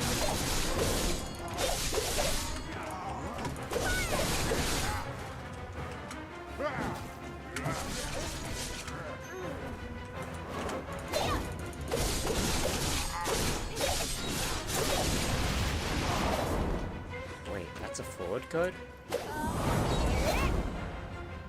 Learning your skills one by one. Well, Succession May was supposed to be PvE oriented, right? Yep. Yep. Oh my god, stop shooting me! Where are you shooting me from? Yeah, technically not a Succession May was level 56 though. Yeah, but Succession is basically basic Maywa, just enhanced, right? Not exactly, because the skills change quite drastically when you get them leveled up. Ooh, nice! That is a forward card, yes. Interesting. I jumped up quite a lot of money just now. What'd you get? Market stuff. Ah, I jumped up about 20 billion silver. The common player base struggle and fight for their little sums of money. And then you have me. I exist. And money comes to me. Money always comes to me. what is Makes you almost feel bad for people. filthy rich bastard? Is what I'm thinking of. Yeah, I can't deny that. I literally have so much income in BDO that it's ridiculous. Just for existing, I make more money than most people. I think just even if I don't do anything, as long as I'm online, within 24 hours I make around 2 billion silver. Offline? Yep. Even if I'm not doing anything, I still make about 2 billion silver. Yikes. I told you. The world does not interest me too much because I literally just have so much silver income, I ignore everything. You see now why most players in this game fucking hates dealing with me. I forgot about your monopoly on the market. How did you even Monop- come across that? I found a niche in the market and I took it over. And then over time, no one bothered to contest me, so I just kept doing it. You a monster. After a certain time frame, I'm the only one that's doing it still, and I have all the big monies because of it. Even now, a lot of the high-end players still does not have the same money income as me. They do try, but they just don't make that much. Ah, fine, I'm at 50% out of 29. I'll go for level 30.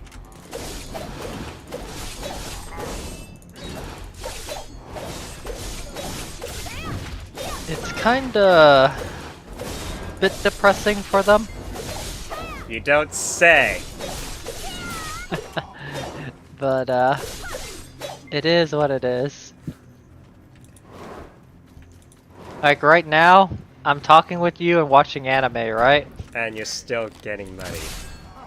I am still making money. I want to say I can probably generate a large income as soon as I move some of these items over. The only issue is, do I even have enough space to move these items over because there's so many of them. That's how much money I'm moving around. To give you an idea, one of these crystals is worth 500k silver. And how many? I have over 50,000 of them. Are you shitting? I am also going to process them and refine them, and because my processing is such a high level, when I process them like this, I get them in the 1:4 ratio. So my 50,000 will become 200,000 of the higher quality. Oh, God. That is worth 1.6 bill or 1.6 mil each. So that will be 50 billion silver once I process it all. Do you like my lovely life skilling?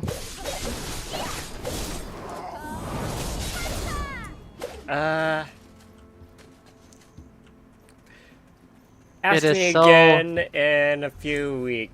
Ask me again in a month. And maybe by then I'll reap some of the benefits. It is so laid back. I don't actually do anything, but because I don't do anything, people don't really bother me because they don't really see the threat in it.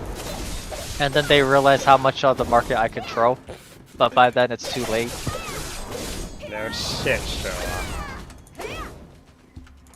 It's too late by that point. They do try really hard. But you know, after a certain point, is there really anything you can do? I mean, that's kind of what a monopoly is, isn't it? Isn't it great? I think there's supposed to be laws against a monopoly. How do those work? Can we try you in court?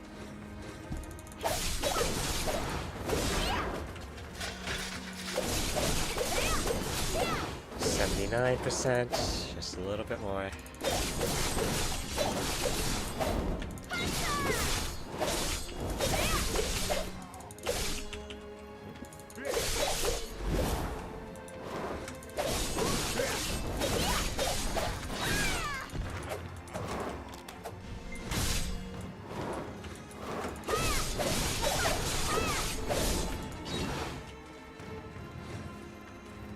And then we just steal these kills from these guys.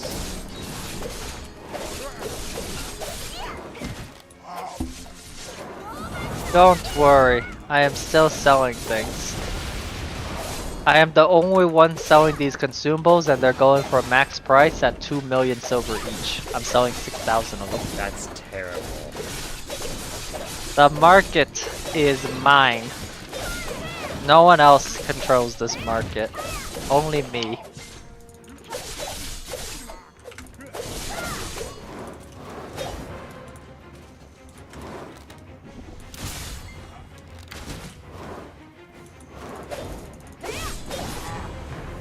Level 30.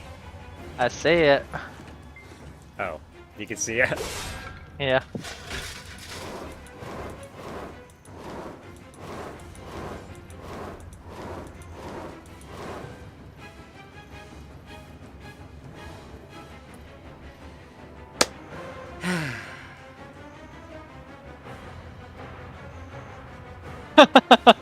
People dream about making 1 to 2 bill an hour. I'm over here like I exist AFK and I have made 60 bill.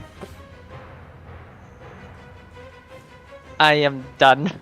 Tired. You're a monster.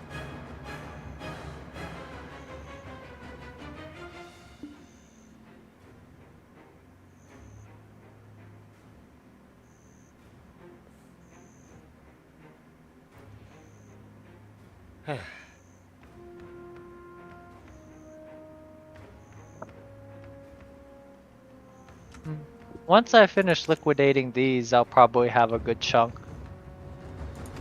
To give you an idea of the processing value, are you ready? Uh-oh. This thing starts off at 22k silver.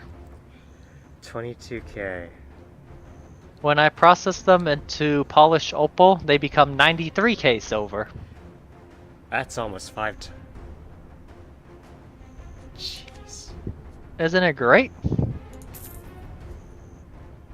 When I process them again to the third tier, they become 515k silver. Keep in mind, all 3 tiers of this item is completely sold out on market. There's not a single drop of it on market.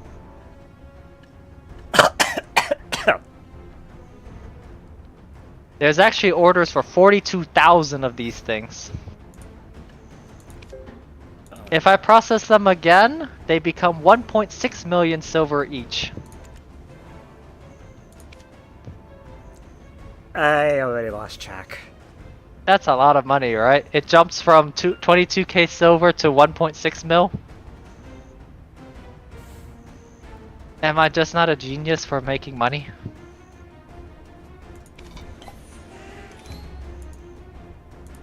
What do you think? Sounds like you need to go to jail. I did went to jail, I just escaped them.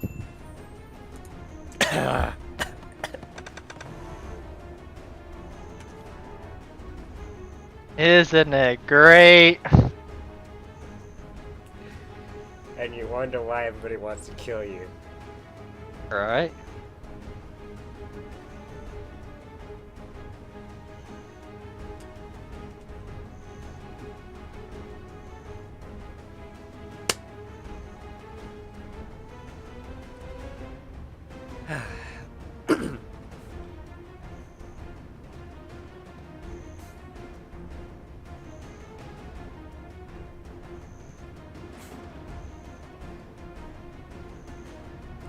What is Feather talking about?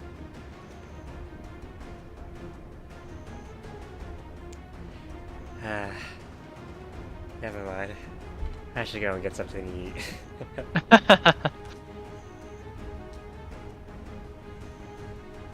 Alright, friend. You go get food. I'll be doing some guild politics again in the background. Have fun with that. Try not to piss off too many people in the process. Yup. Okie dokie. I will catch you later. Later, friends. See ya.